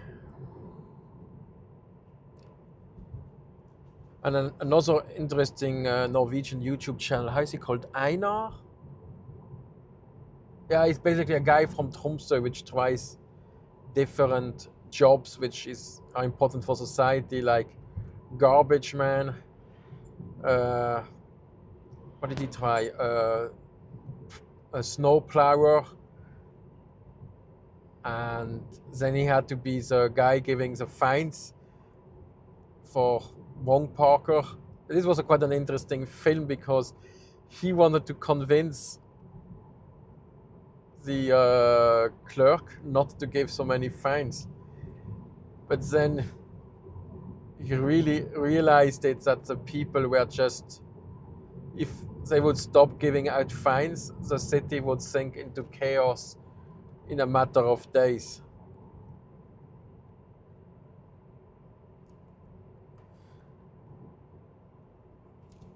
Because like a parking place, and then well, at least I would say 10% of the people not paying. And then the best thing was when the clerk told him, he's a nature talent, natural born to giving out fine, and that's really pissed him off. So he just told the people, please behave more, that we don't have to give so many fines. It was also a time where Norwegian YouTube was quite big. They had many big channels with like a couple of 100,000 subscribers, and they even made an award for all these people, but that has lots of these channels just stopped, and now it's gone because the level has changed. But there is one new big channel called the Gutta, so boys, and what they do is they invite personalities like politicians and interview them like what young people care.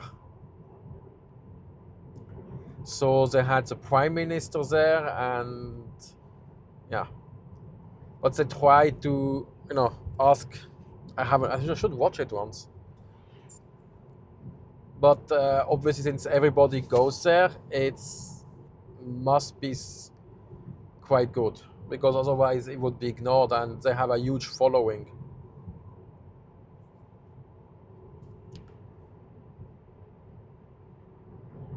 What is?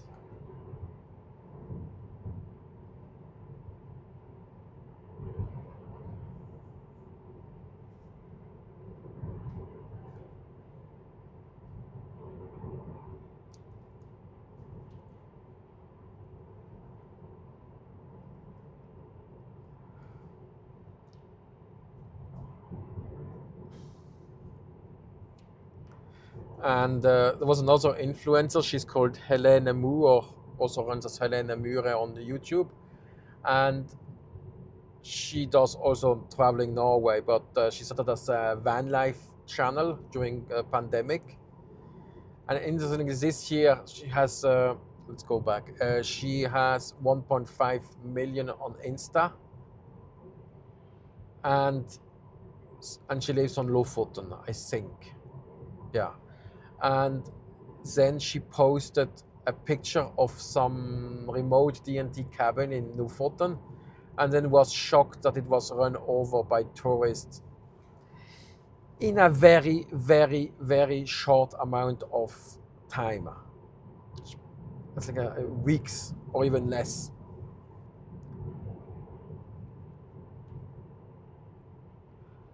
But yeah, so she does like the pictures, perfect picture, proper pose, and so she's not like focused on, like in this channel where we film every road of Norway and are stuck behind a motorhome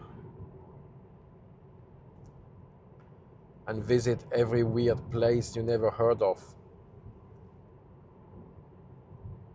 and walk up mountains with our camera equipment.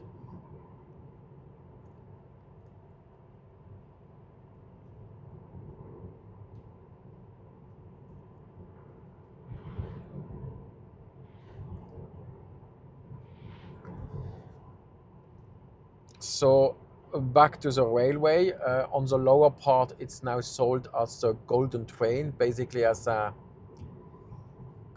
competition to the Flomsbahn, and a private company bought cars and a locomotive from Germany, and they do trips from Åndalsnes to Burley and back a couple of times a day, because Åndalsnes you have cruise tourists now there. Yeah. It was also interesting what I saw about cruise tourists. When we were in Haugesund, I checked how often do cruise ship go there, because a couple of years ago nobody went to Haugesund, and it was like every day during the summer season.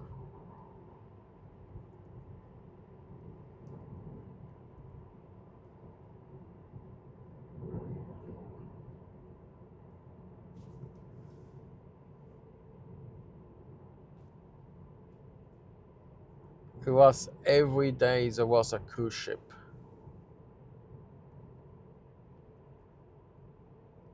And also what's interesting in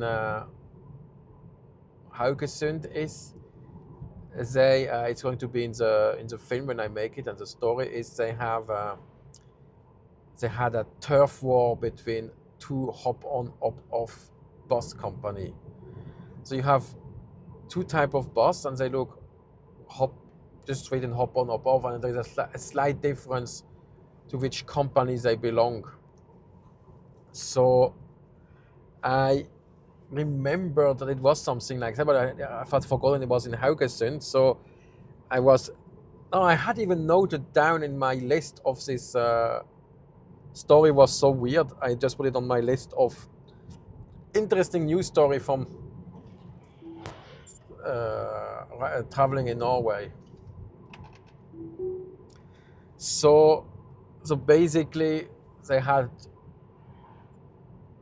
a fight, and then they made two bus companies, and then it ended up last year that the staff had a fist fight over for who has the better turf. So as a tourist you end up now in the very, very, very, very rare situation where you can actually choose. You have two companies, but they obviously drive at different places because of the turf war.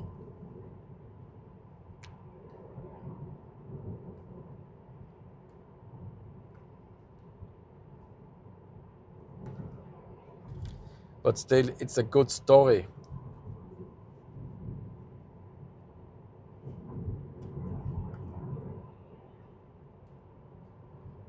But it doesn't top. Oh, I probably already have to.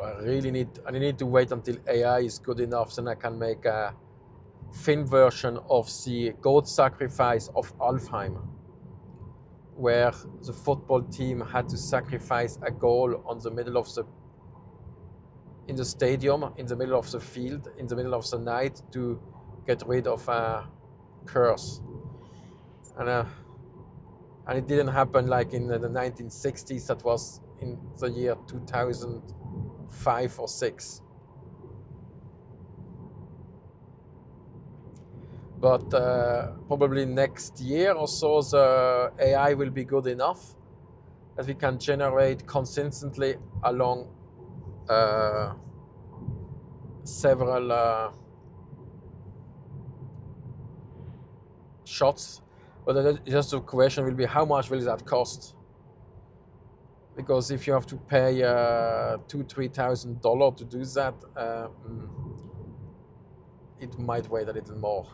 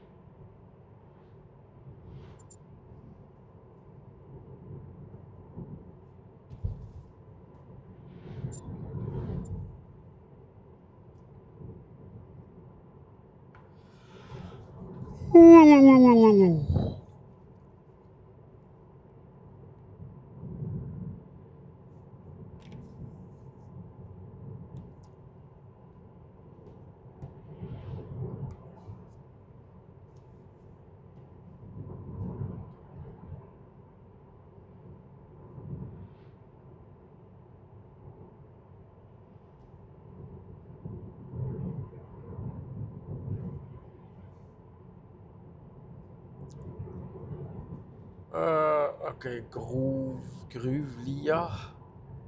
So groove is probably a mine and Lia is a hill. So probably something was mined there earlier, because Norwegian place names are very descriptive on what it is.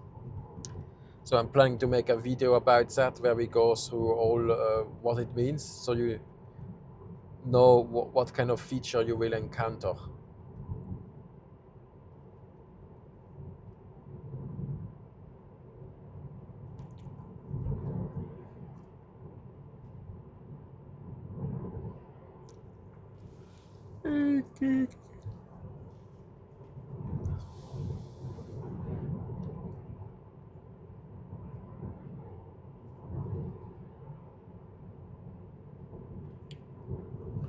Apparently there is a lake down, but I don't see it from here.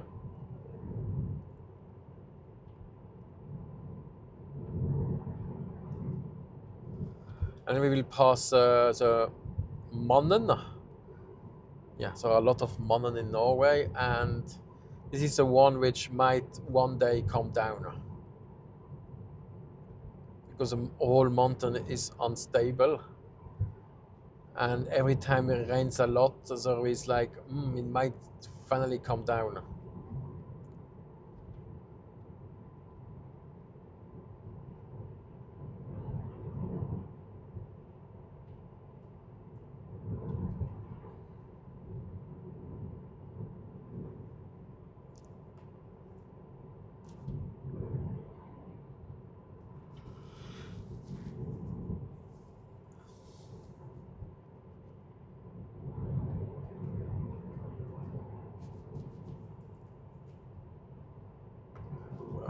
One more camping.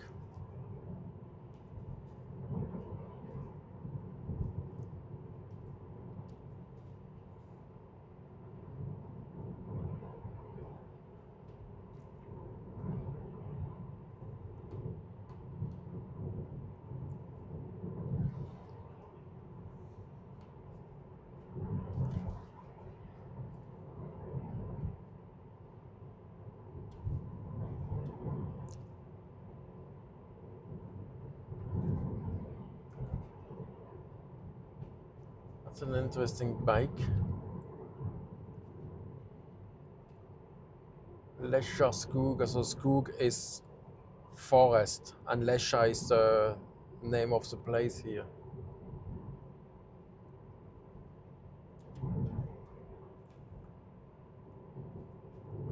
The municipality. So now you have a Lesja school, a Lesja Skog school, and then a lot of Lesja school kindergarten, a Lesja school, Lesja Skog retirement home.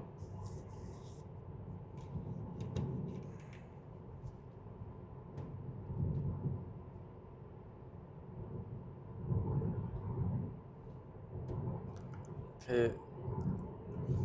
This means a blinking red light means that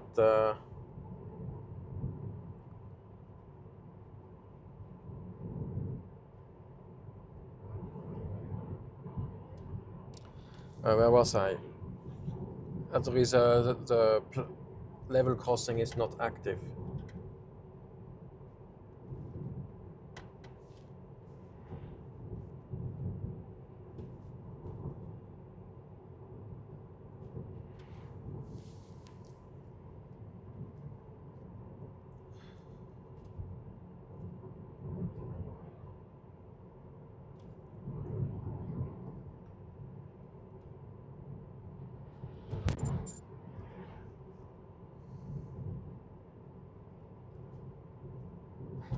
If you check, there is a website on Bane Nor Togkart.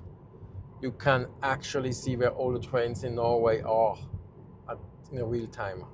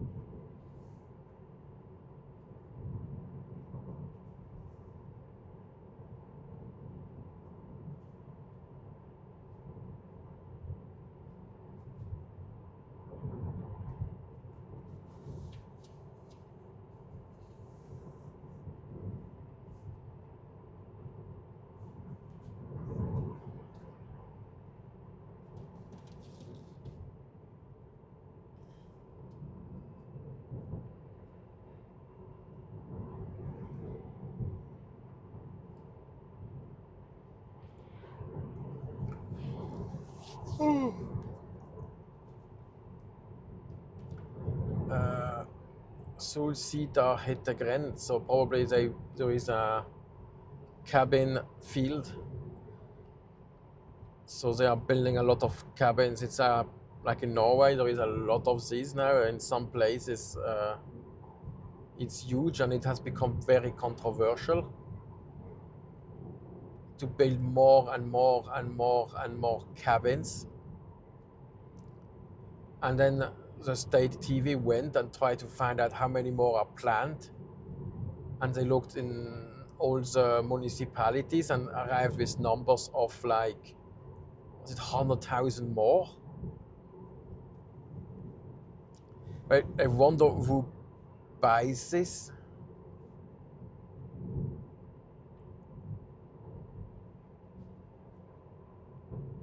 Because everybody I know which wants a cabin probably already has one. And usually you inherit something like that, or you use a family cabin. It's also interesting when you have when the cabin is inherited as a group between several siblings. They have like plans every year when who can go when in during summer vacation. And it's like a fixed turnus, so not everybody, not always the same person gets his first week.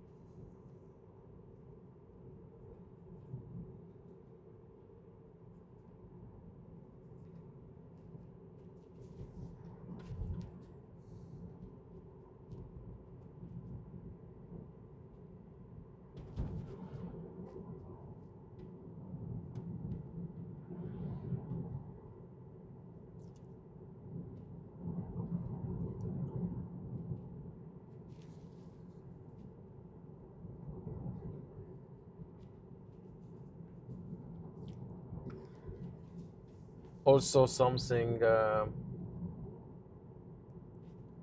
ask is you see sometimes picture on social media of these abandoned cabins. So if you want to know how common that is, it's actually quite common. Also close to the Explore Norway HQ, I know at least of 3 in the forest.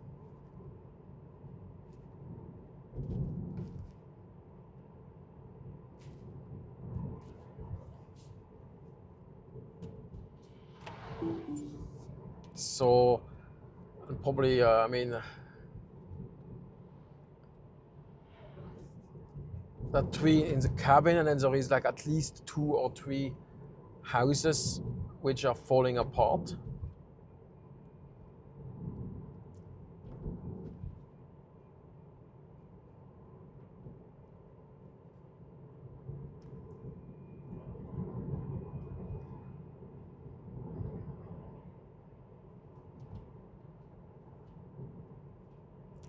Okay, now we arrive in Bjorli, and this is like a ski resort here in this area. So people from Ålesund come here to ski.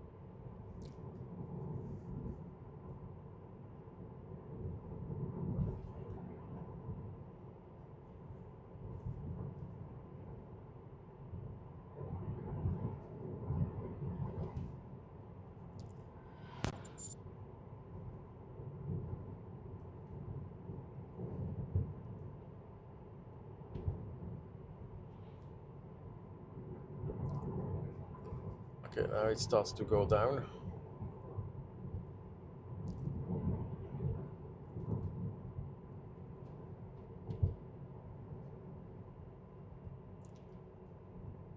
So here on the left, there are like the ski resort.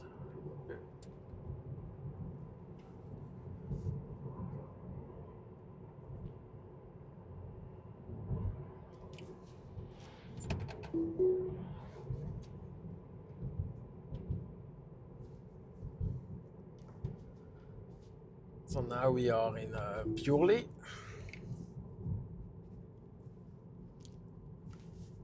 It was also interesting when we were on the other live trip. My sister thought when we stopped in the Rødal to charge the car, it was like, this place has a ski resort vibe. I said, yes, it's because it's a ski resort.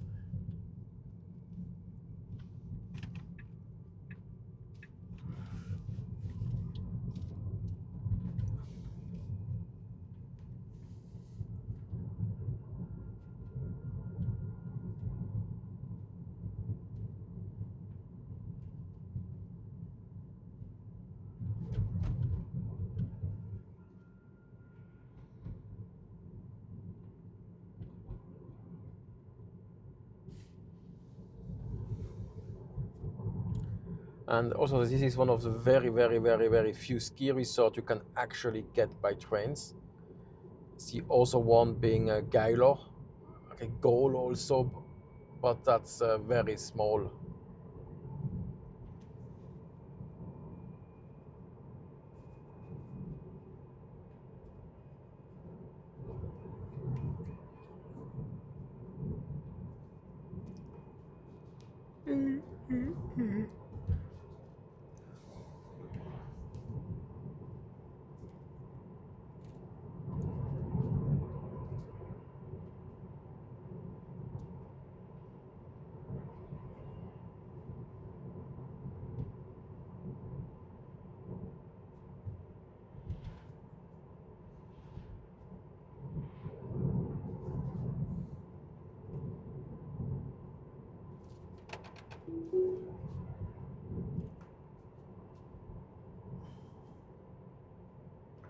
Okay, let's check if it's a nice view here.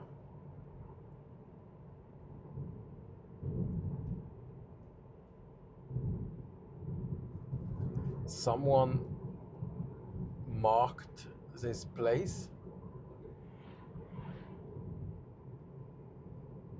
I think the language must be, looks like Finnish, because it has ja, and ja in Finnish is and. Or it could be Estonish.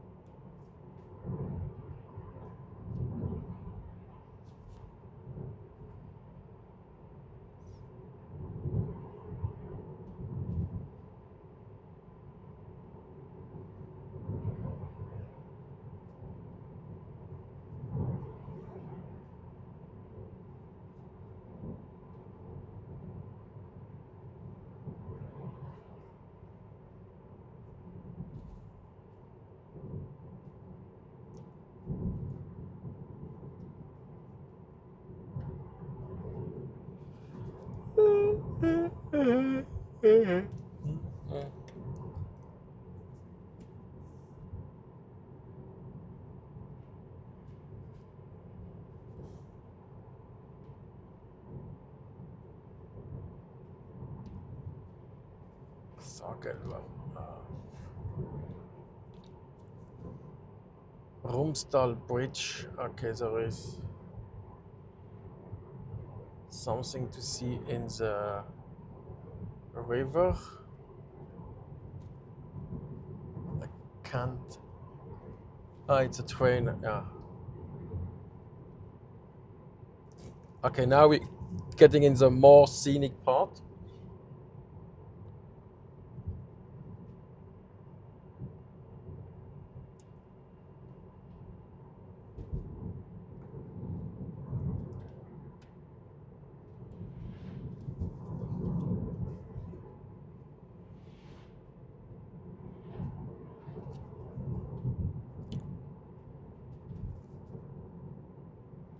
So now we are in Rauma Kommune, in Møre and Romsdal. Møre and Romsdal is one of the province of Norway where you have like one of the highest density of the well-known sites. You have Geiranger, Loen, Olden, Briksdal, Ålesund, Åndalsnes, Trollstigen. Yes.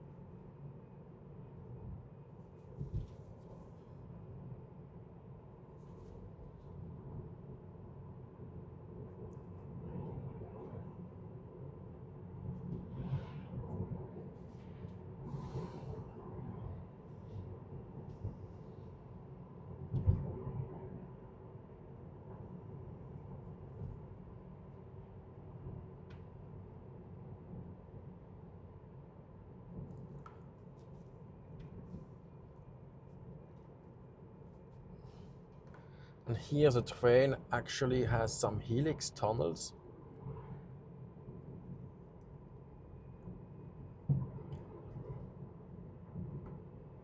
See, there's certainly some viewpoints here which will come.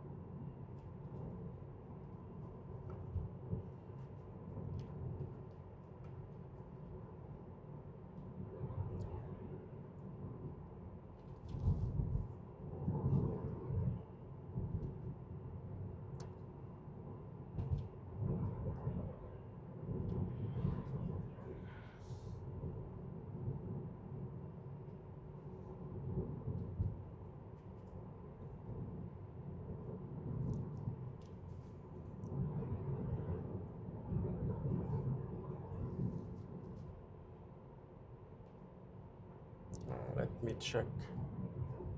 Okay. Sletterfossen, so there is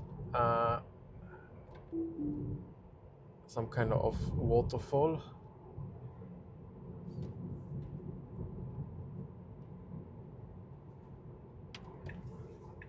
Let me.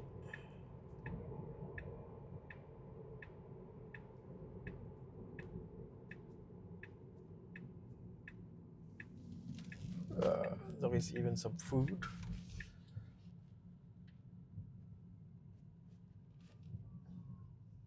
That looks like a tourist trap. Let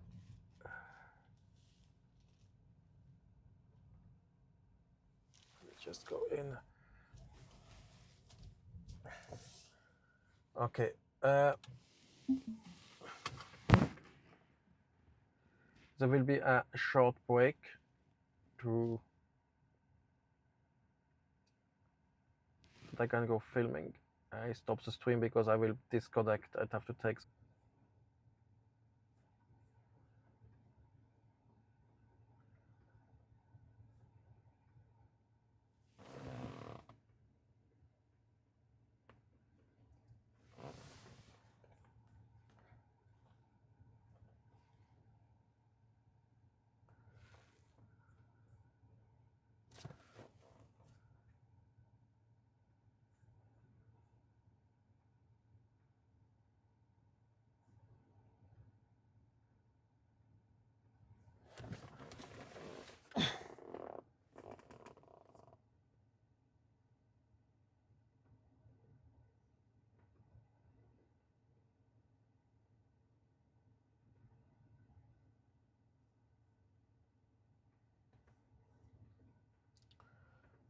What happened?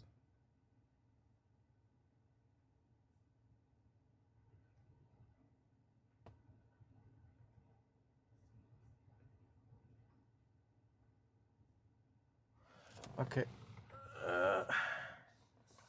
There is some issue with the chat. I have to check why.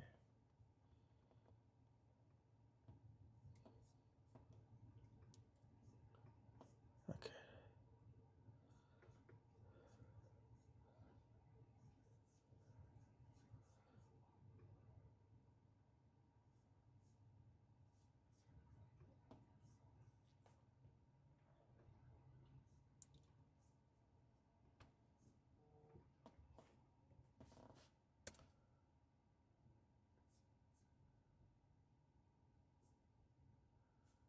Okay.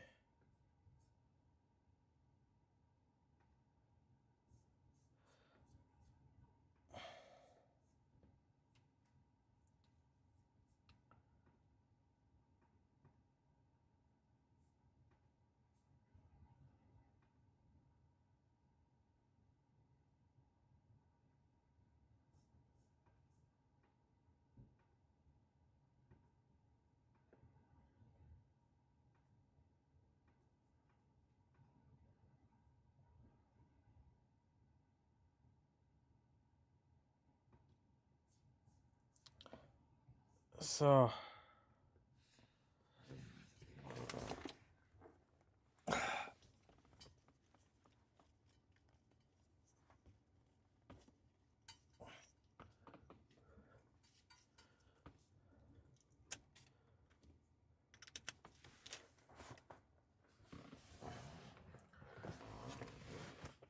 Oh, we fixed the chat.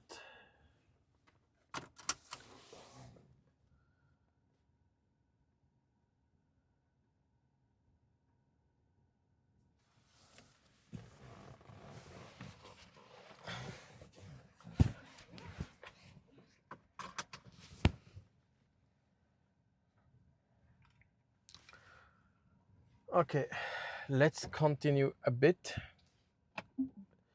Let me check, where is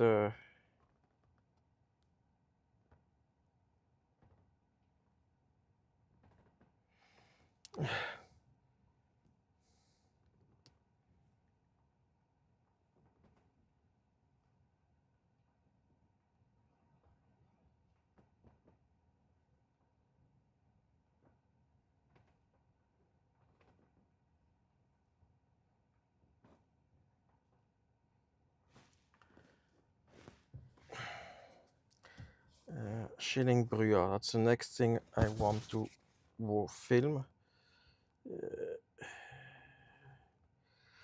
It's only, so it's like in 1 kilometer. Okay, back, slow. And now the place is dead after the bus left.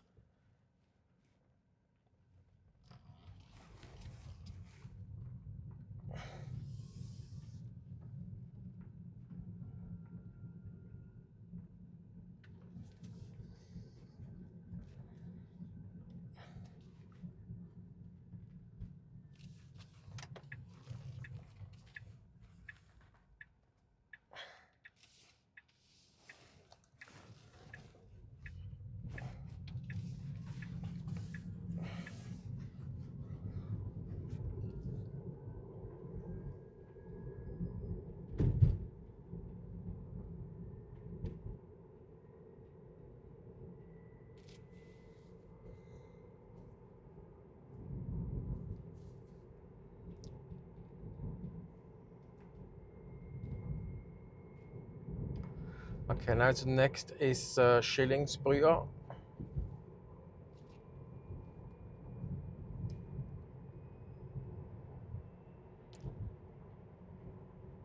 Yeah, so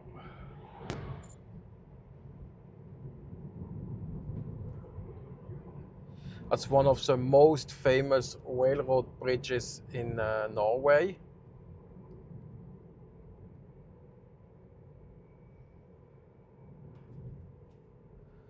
So you have to walk a little bit to the point. So there will be another interruption in the stream.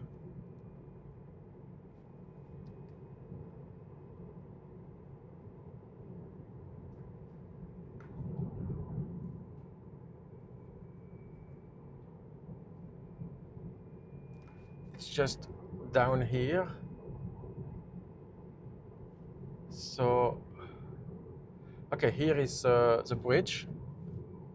And the photo point is, I think, a little bit below.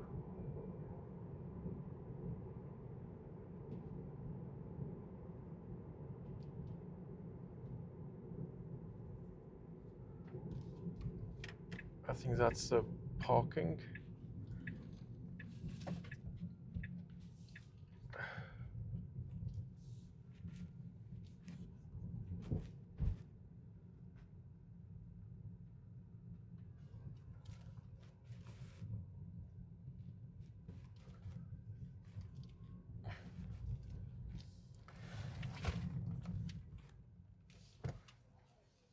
Okay.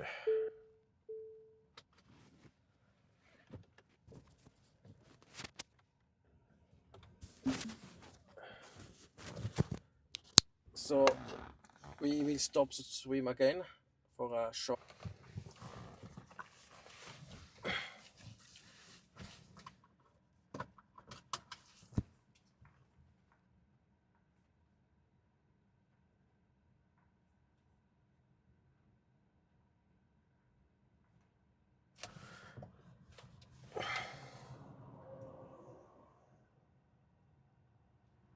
Okay.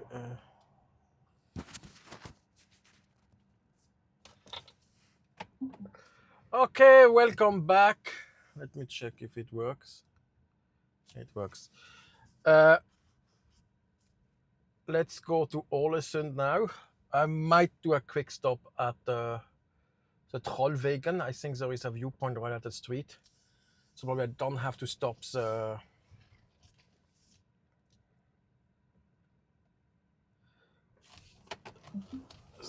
at for a walk, because here I had to walk like half a kilometer.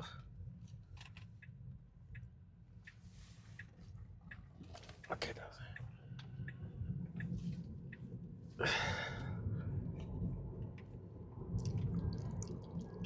So last year on my other YouTube channel, we were, let's say, contacted to help making a Rauberbahn layout. So basically making a module. And yeah, the problem with metal railroading is these people don't know how to project manage something. So was last year, or I think it was 23 even. He said, yeah, it's because it was last year was a jubilee of the line. So they contacted me and say, yes, no, it was not last year. It was this year they wanted to do it. I don't remember exactly. Anyway, I told them, if you want to do something, we have to start then. And just because of the time and all this thing which needs to be done. And by the time of that date, I wrote them, obviously, like, yeah, it's time to do something.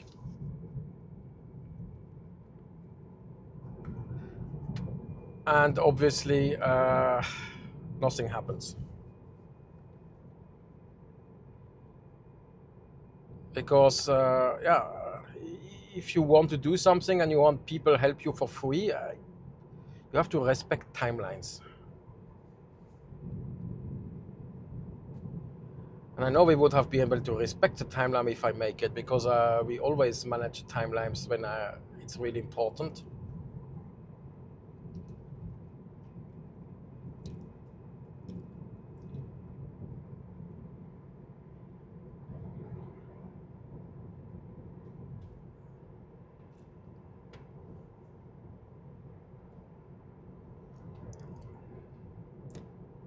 Still snow up there. Oh, might have snowed again. Because this year was really, really, really warm in July.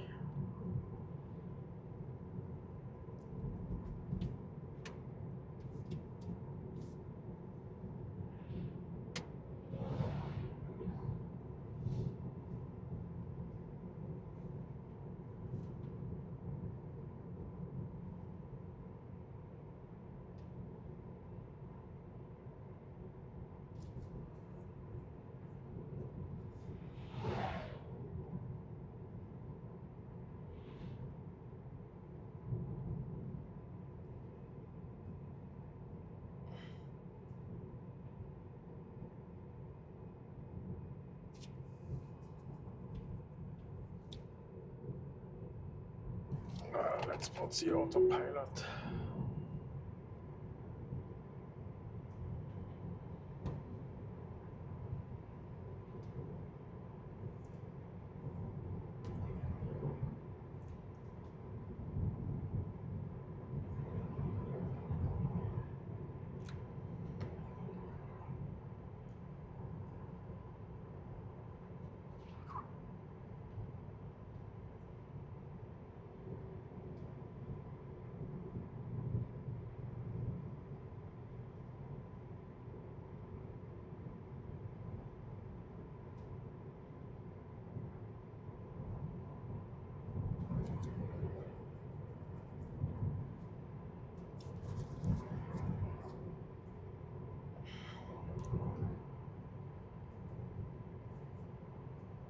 think that's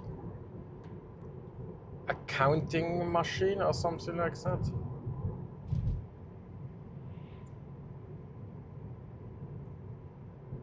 Also very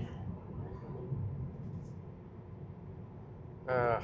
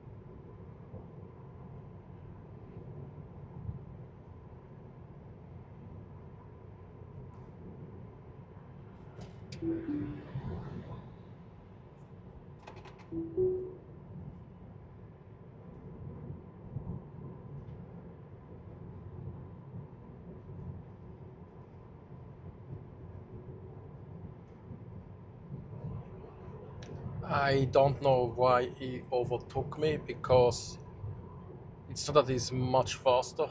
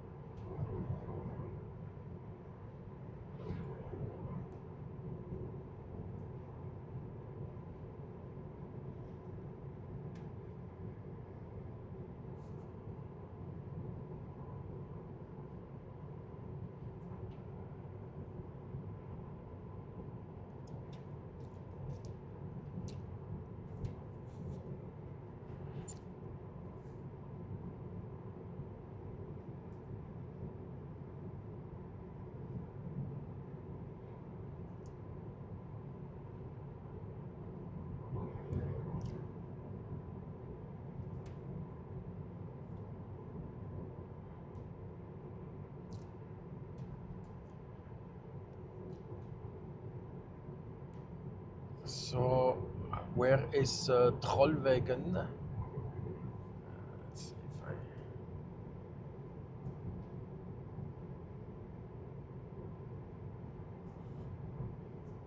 Yeah, it's Not yet there.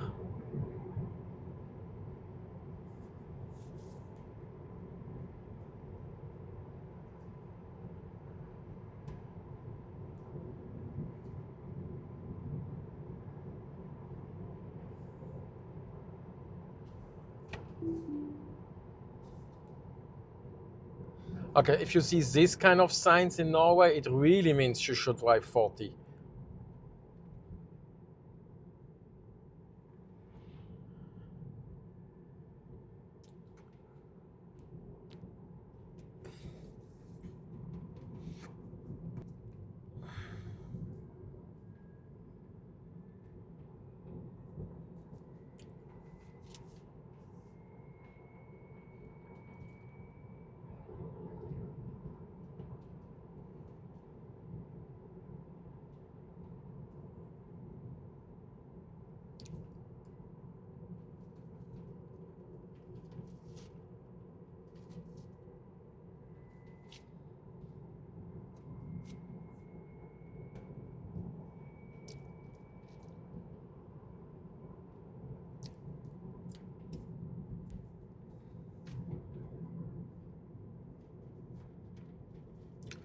Oh, now it gets even.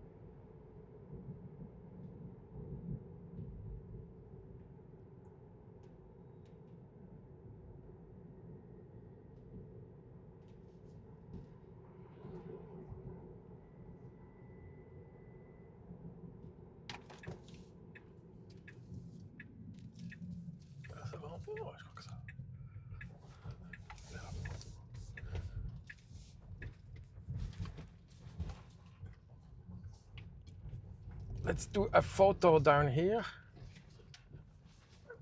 There is a bridge.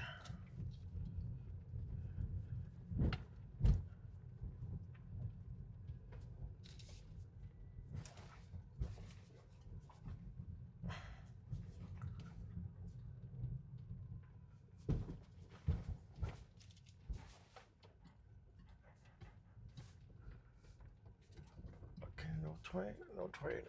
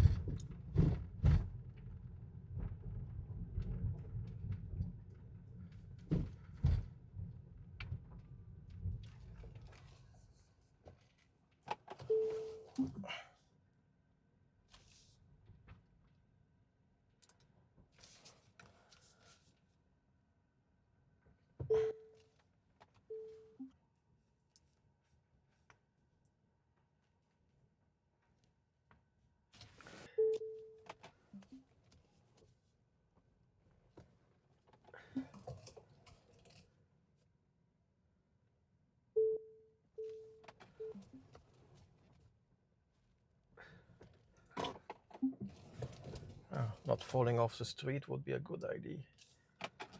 Okay.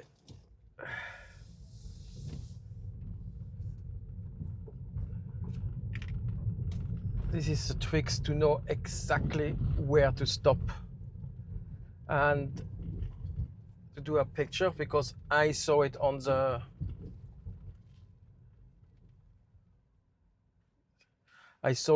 map that there was something here. There was a bridge, so I assume I would get a good view over the valley. Okay. No train, no train.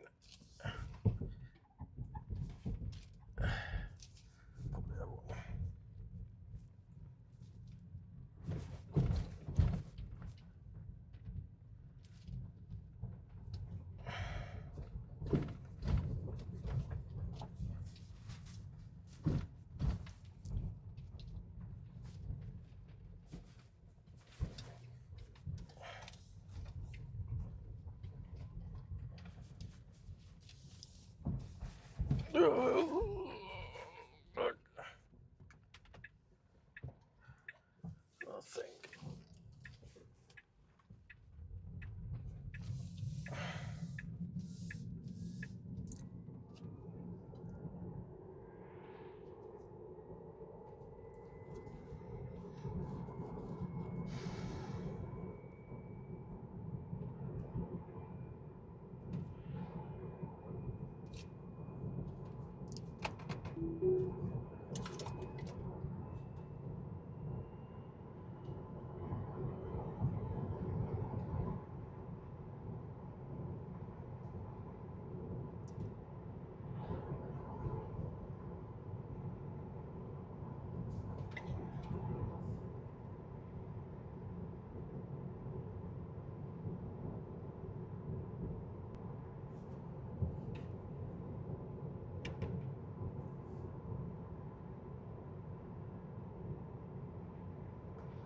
So here is, they have a place to control cars and wait. So that's the problem with electric cars. They have a very, very, very low usage rate.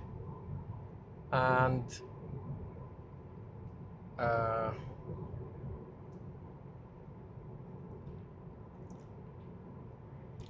so you might get overweight very quickly. This is because it would cost too much if they to make the car tolerate more weight. You would need stronger suspensions and so brakes, and so it would be more expensive and thus not sellable. So in this car, if I put 4 tall guy, I think I'm already over.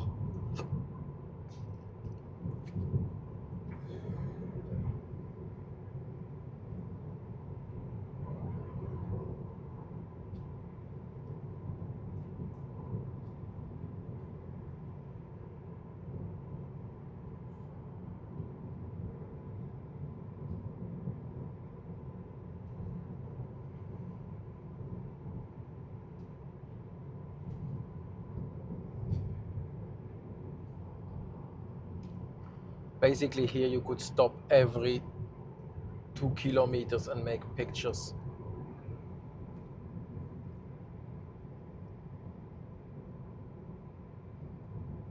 Because I think the only time I drove here it was foggy, so you didn't really see how insane the landscape is.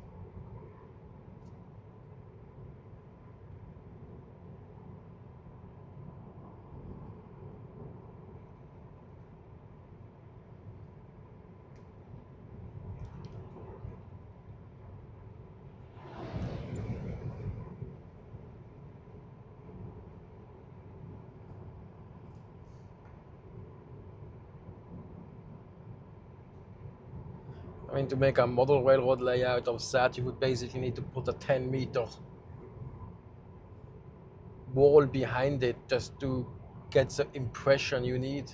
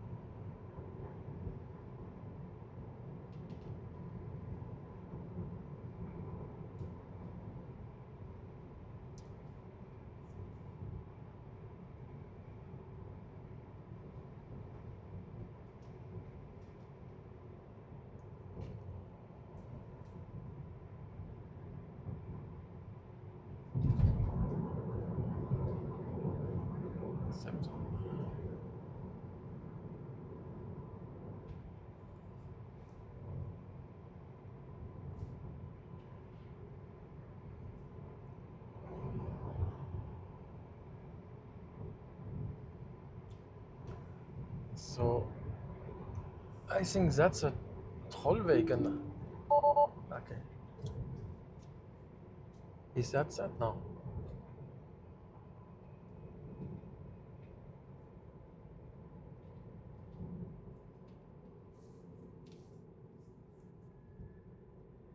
Trollwegen Bezirkscenter. That's the thing.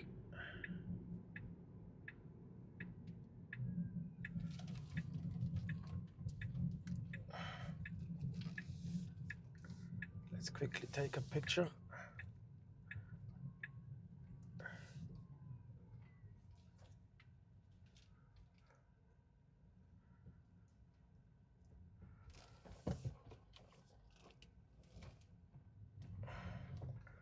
Okay, I'm gone in 2 minutes. So let's stop the stream again. Break.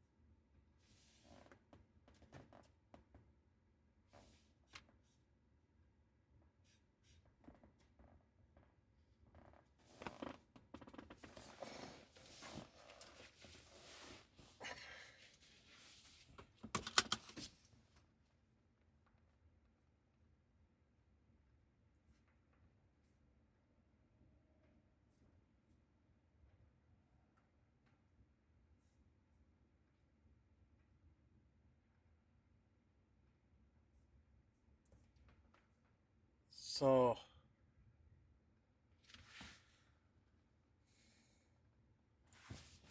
okay. Put on the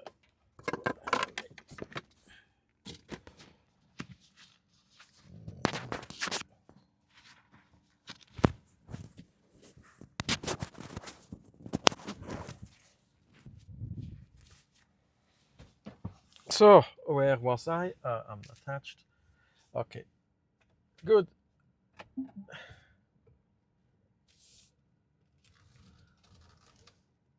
This was Trollwegen.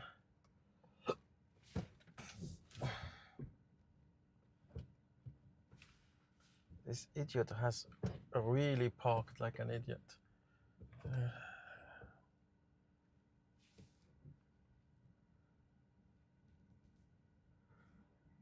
How to leave.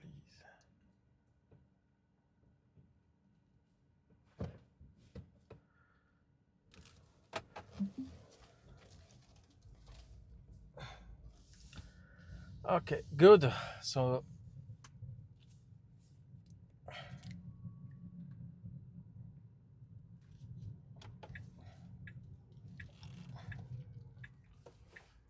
yeah, okay, good.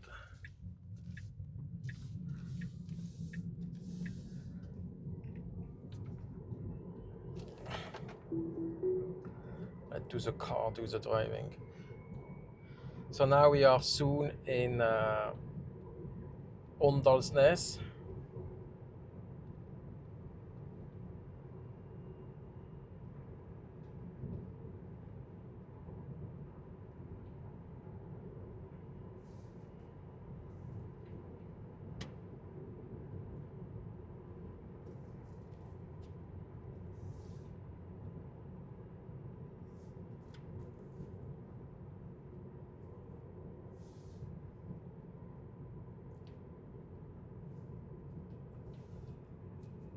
Okay.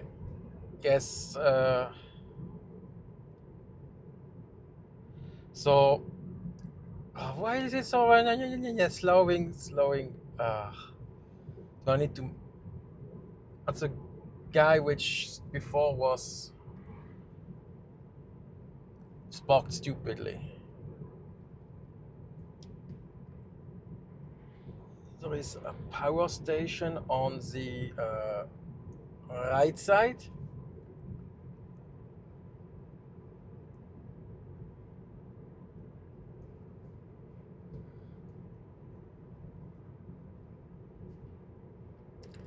Oh, come on. It's calculating evasive now, an overtaking maneuver.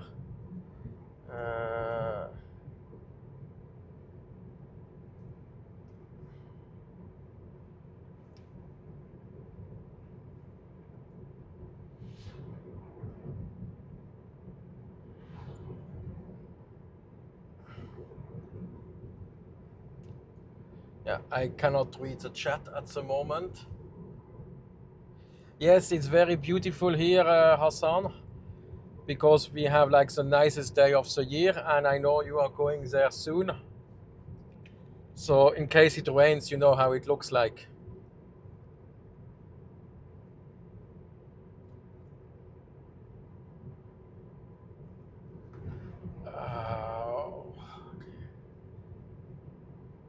Is it 70? Oh, what the fuck? I think it's just flowing the bus.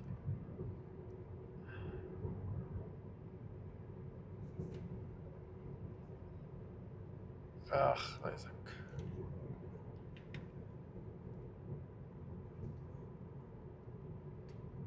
Yes, going there soon. It's like the friend I'm visiting afterwards says it's insane weather today in Ålesund, and I should not wait and come.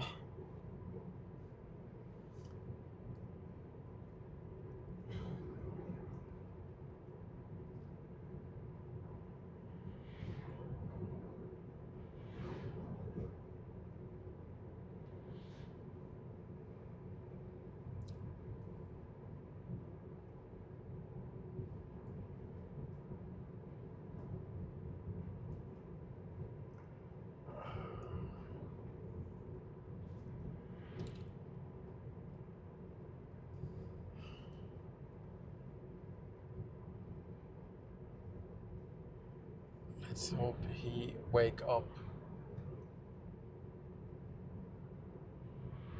I think the boss driving slow, and he has put adaptive cruise control and keeps distance. Same as my car does.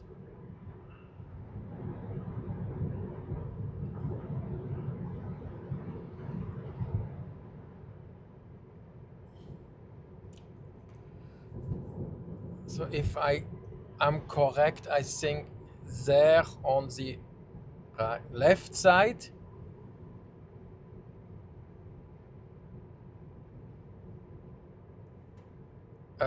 is Trollstigen. Yes, I'm good. So it's full of tourists, and now now they're going to Trollstigen with the bus. I wonder what time is the best to drive there, so we don't have all the idiots on the road.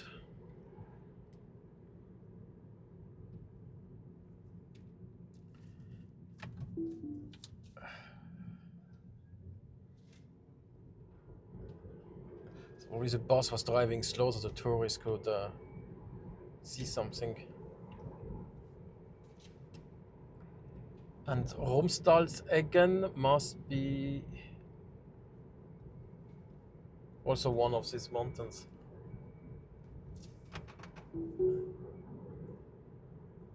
I will be in Ålesund around 3 o'clock. So the stream will end then because we have to discuss. I don't want to, to translate everything we discuss.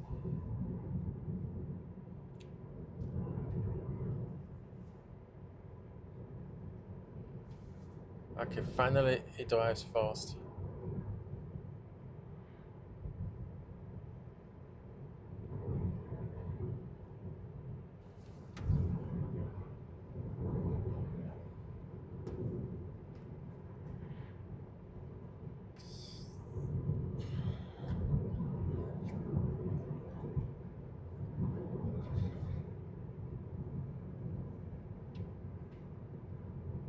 No, I think that was another road which goes behind. I don't think that's the correct valley because that's Romsdalseggen, where you also have Romsdalsgondol. And every time they build a cable car in Norway, there is a big drama that it destroys nature. Obviously, this is that project where they want to build one which goes to the top of Hustedalsbreen. But it's not just a cable car, it always comes with giant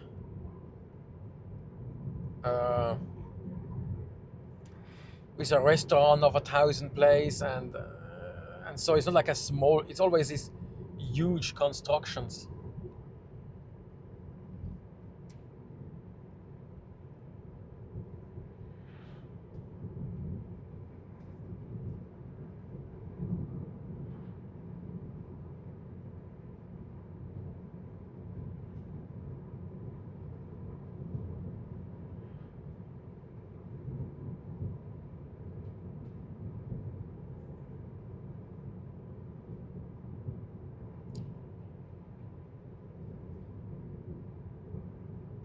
I think they have now 2 superchargers here. Oh, nice.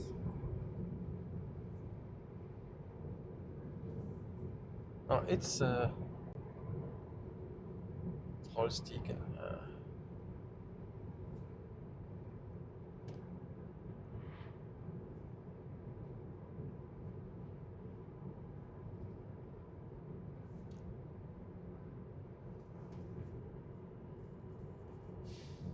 So now we are in Åndalsnes.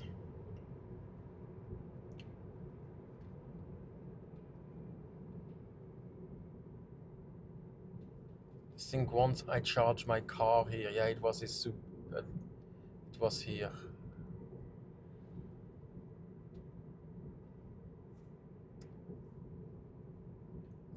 It's still the same.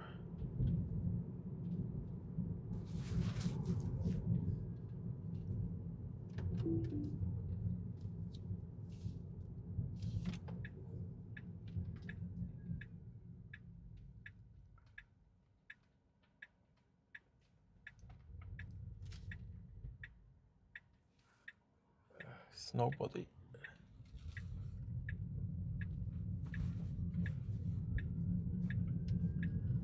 I think there's camping equipment.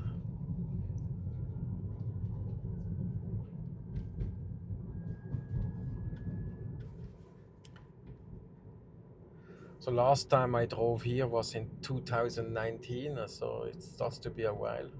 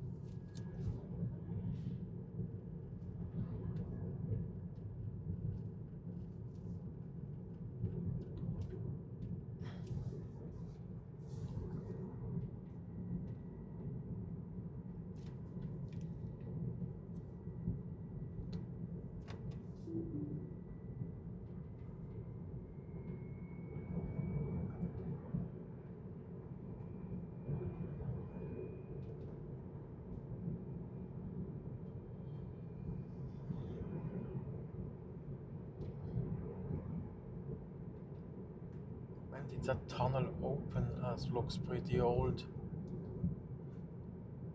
It doesn't seem so. Used to be a road along the fjord, or there used to be something.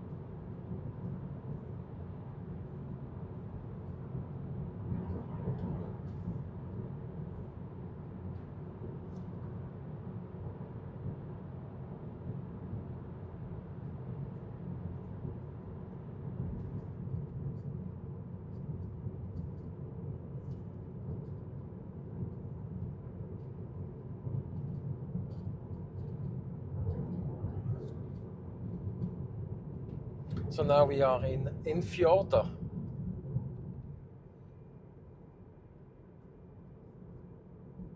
I just need to adjust the map. It's too.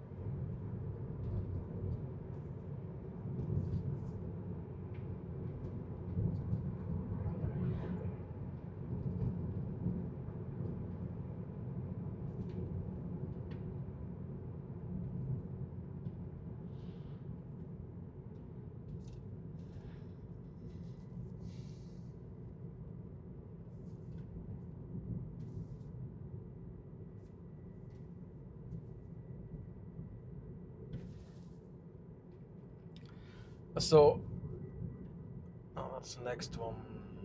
Yeah.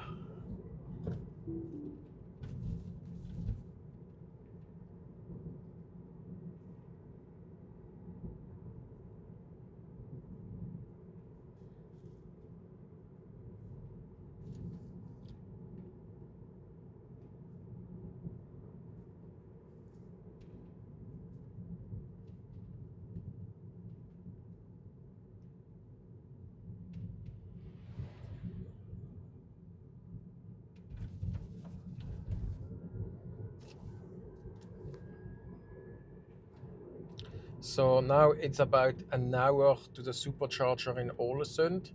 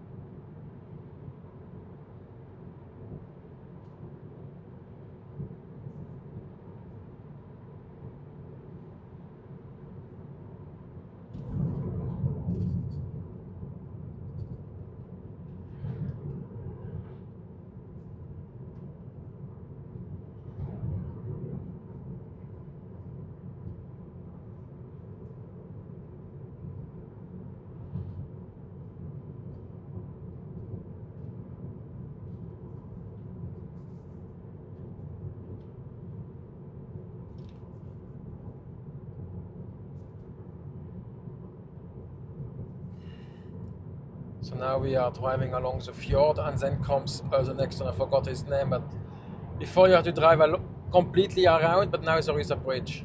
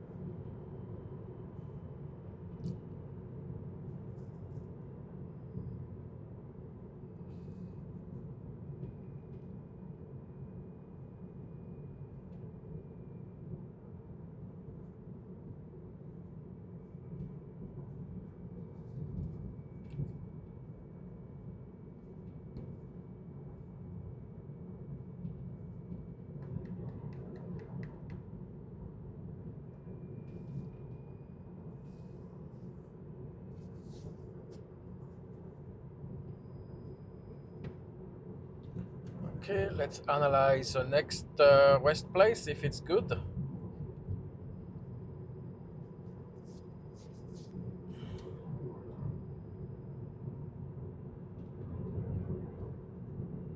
Yeah, that's there in front. Okay, it has a very nice view.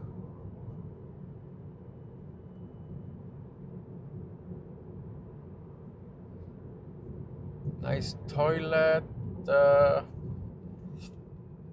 That's a nice one.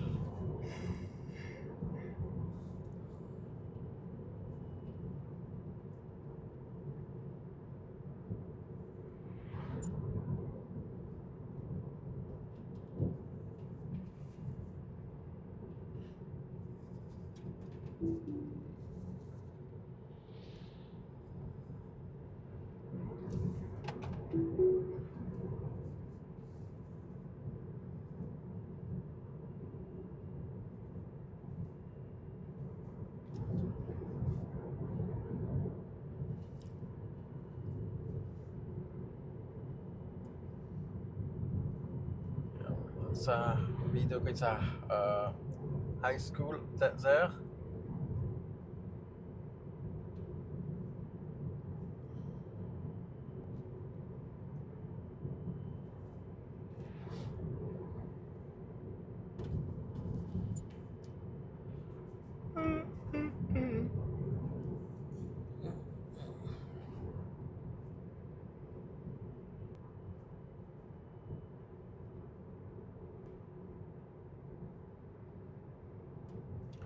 So now we arrive at, how is it called here?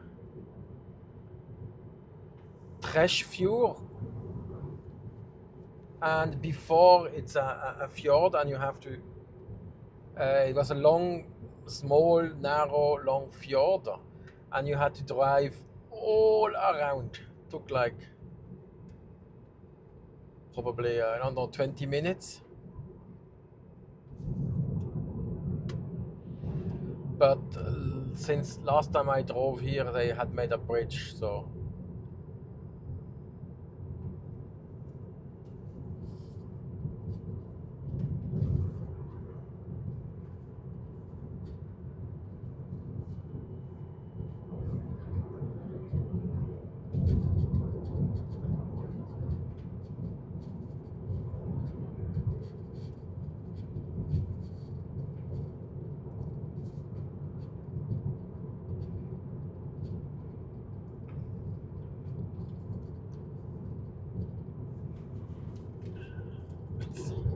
That's how it looked there.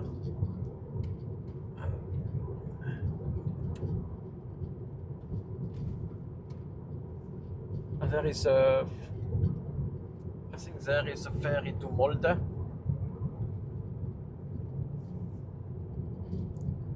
Very nice.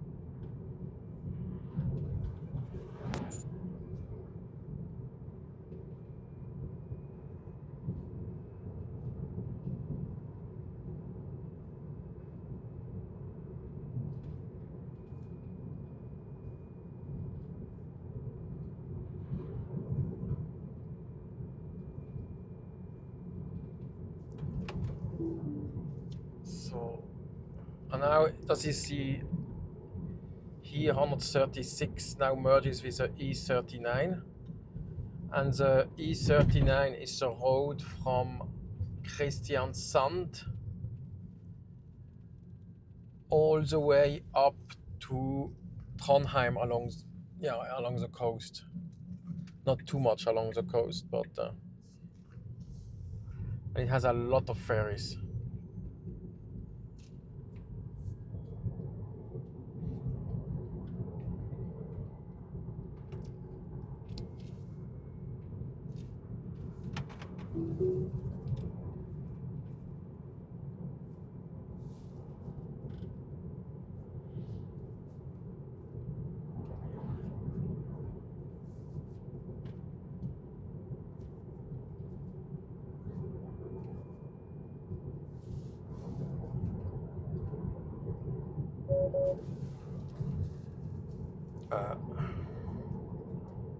I have to.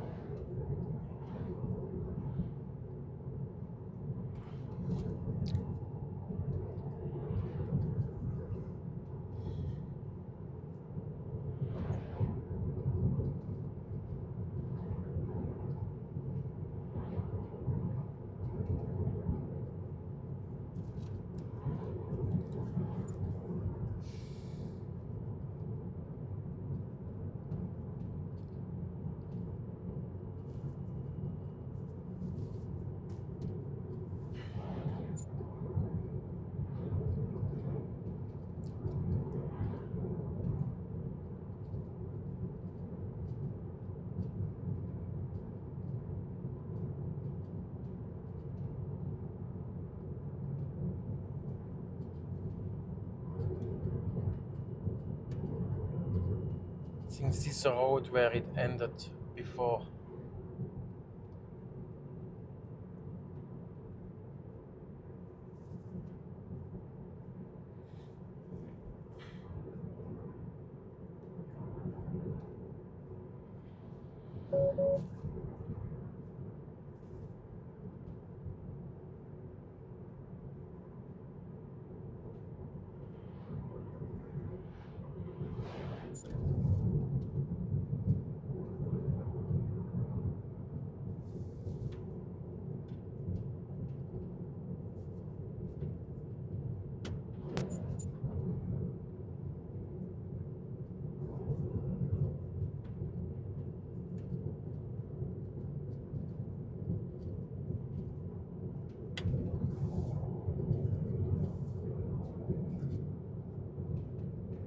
I think the map has stopped.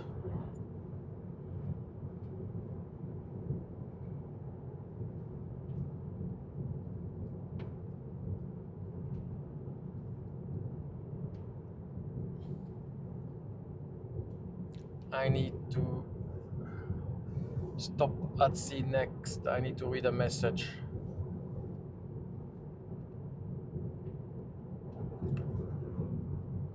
Now it works again, the map. Yeah.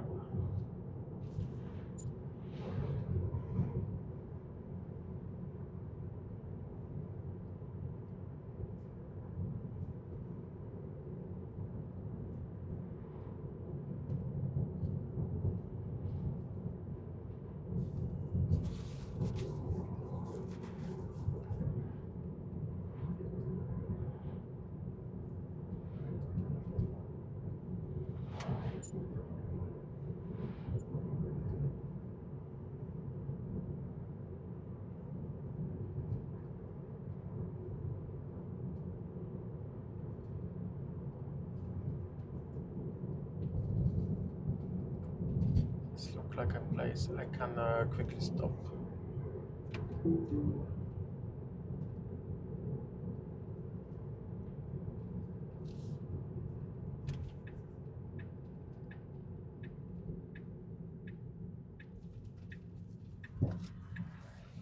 Well, let's wait what it is.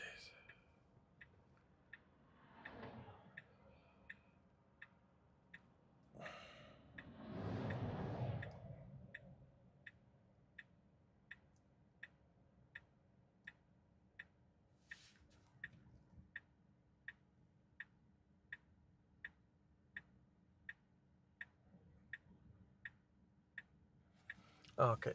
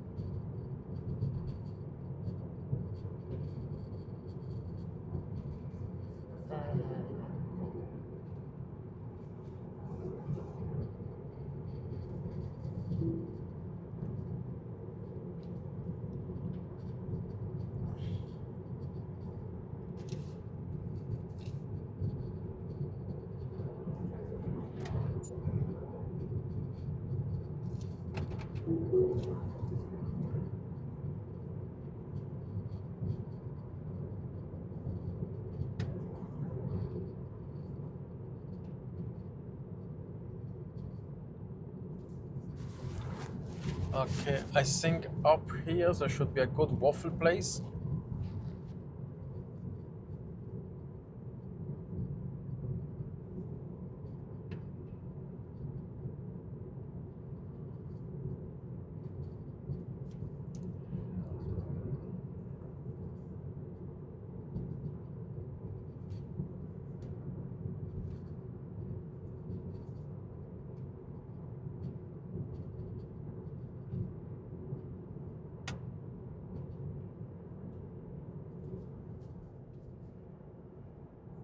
It's already Ålesund.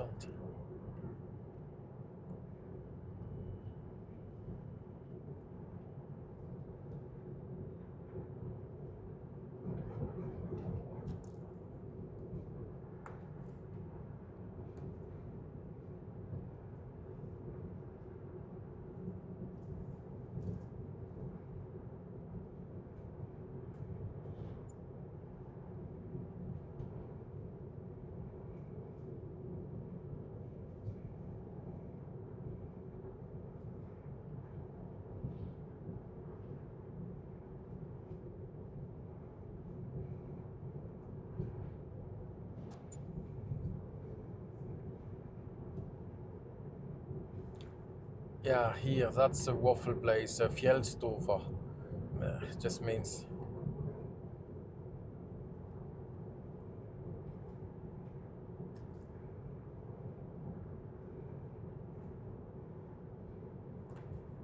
Mountain restaurant.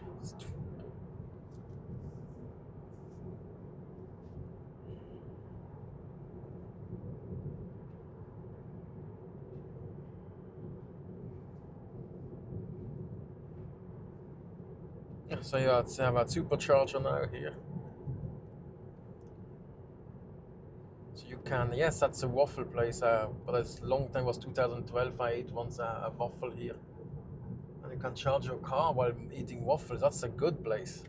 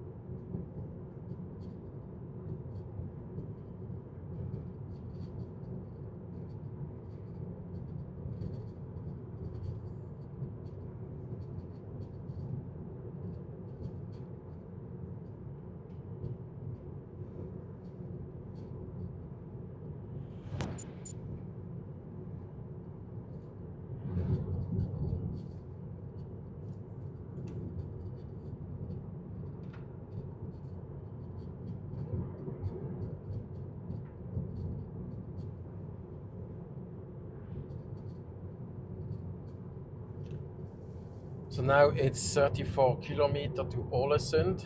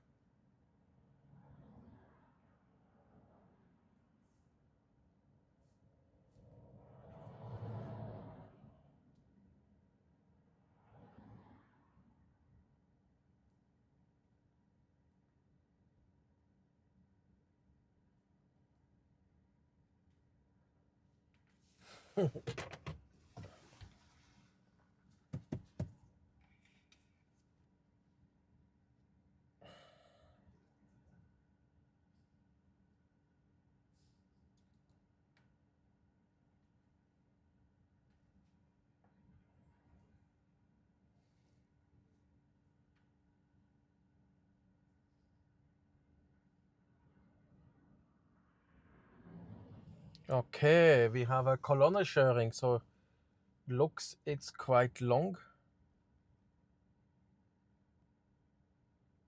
And now we just follow that car.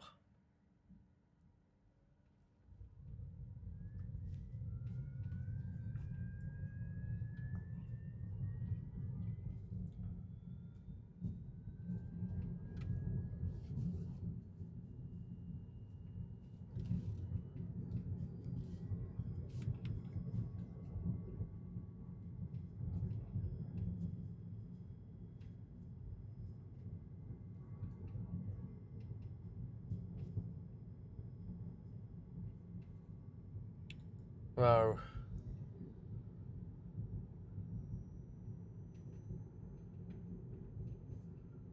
It must be a stupid driving the whole day back and forth.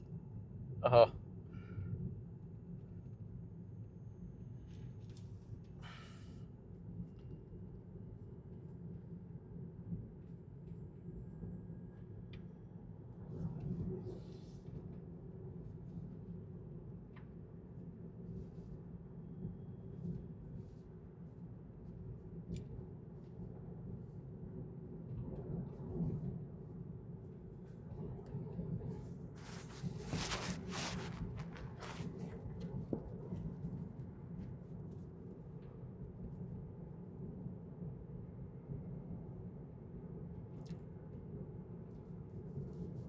Ugh.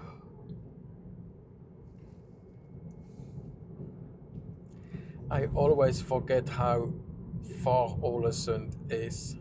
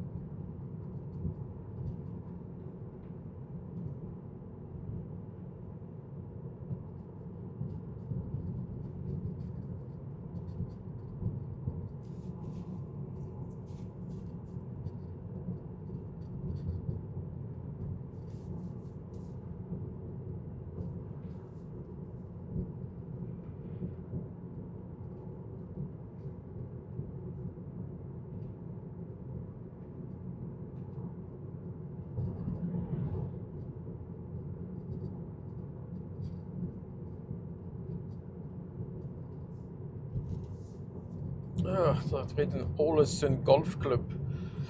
I didn't know you could play golf here, but obviously it's wet enough.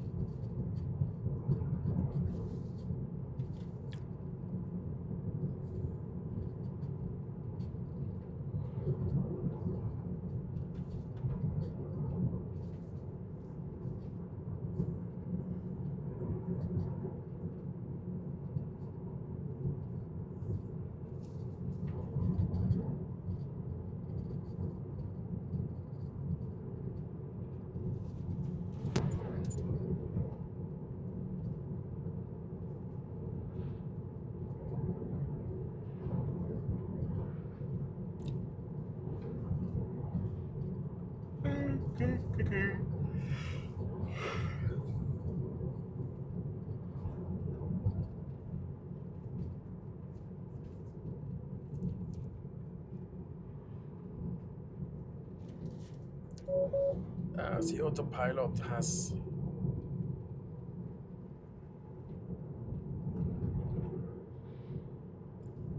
problems.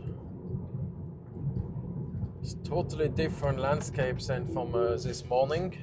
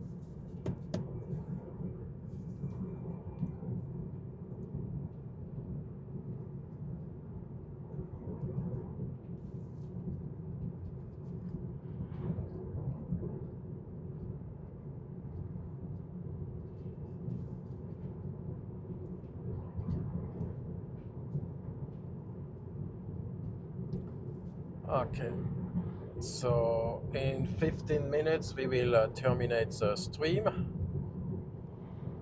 because afterwards it's just a short drive to see where I'm staying overnight.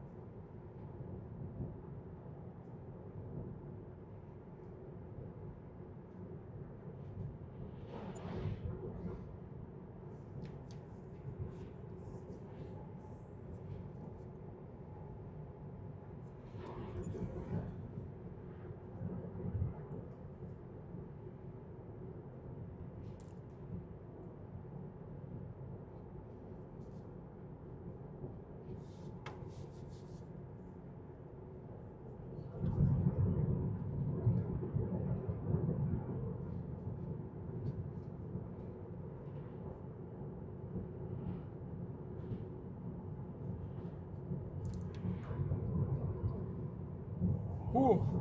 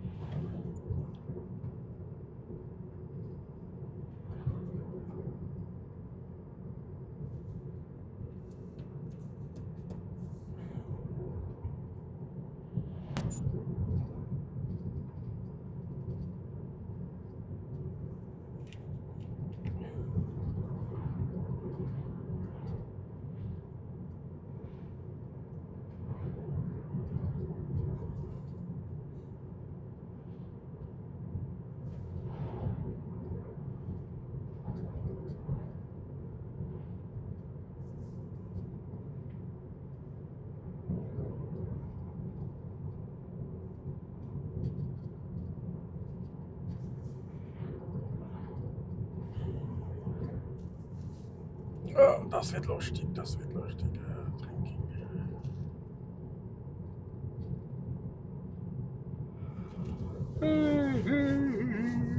Drinking.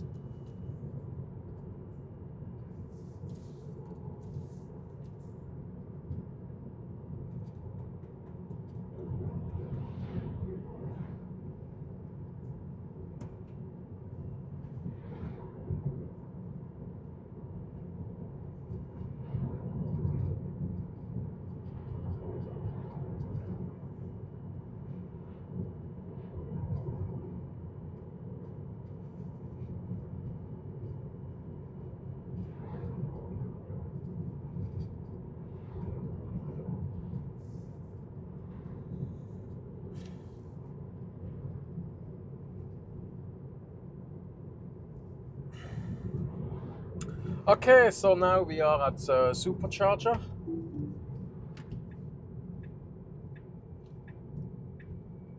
So there you see the Oxla already in the background.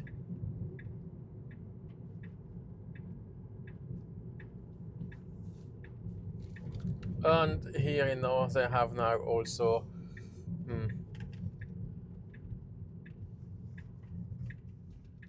and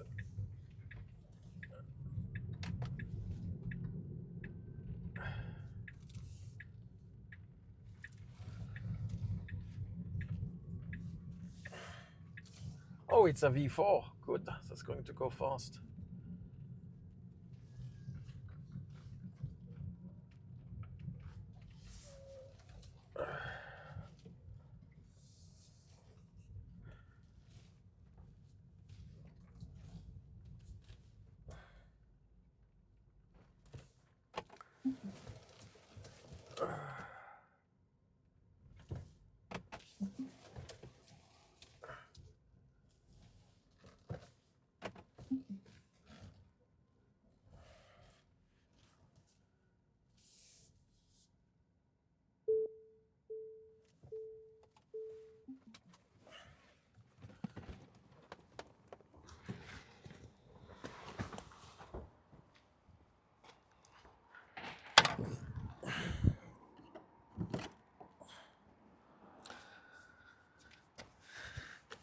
So that's for today. See you soon again on Explore Norway.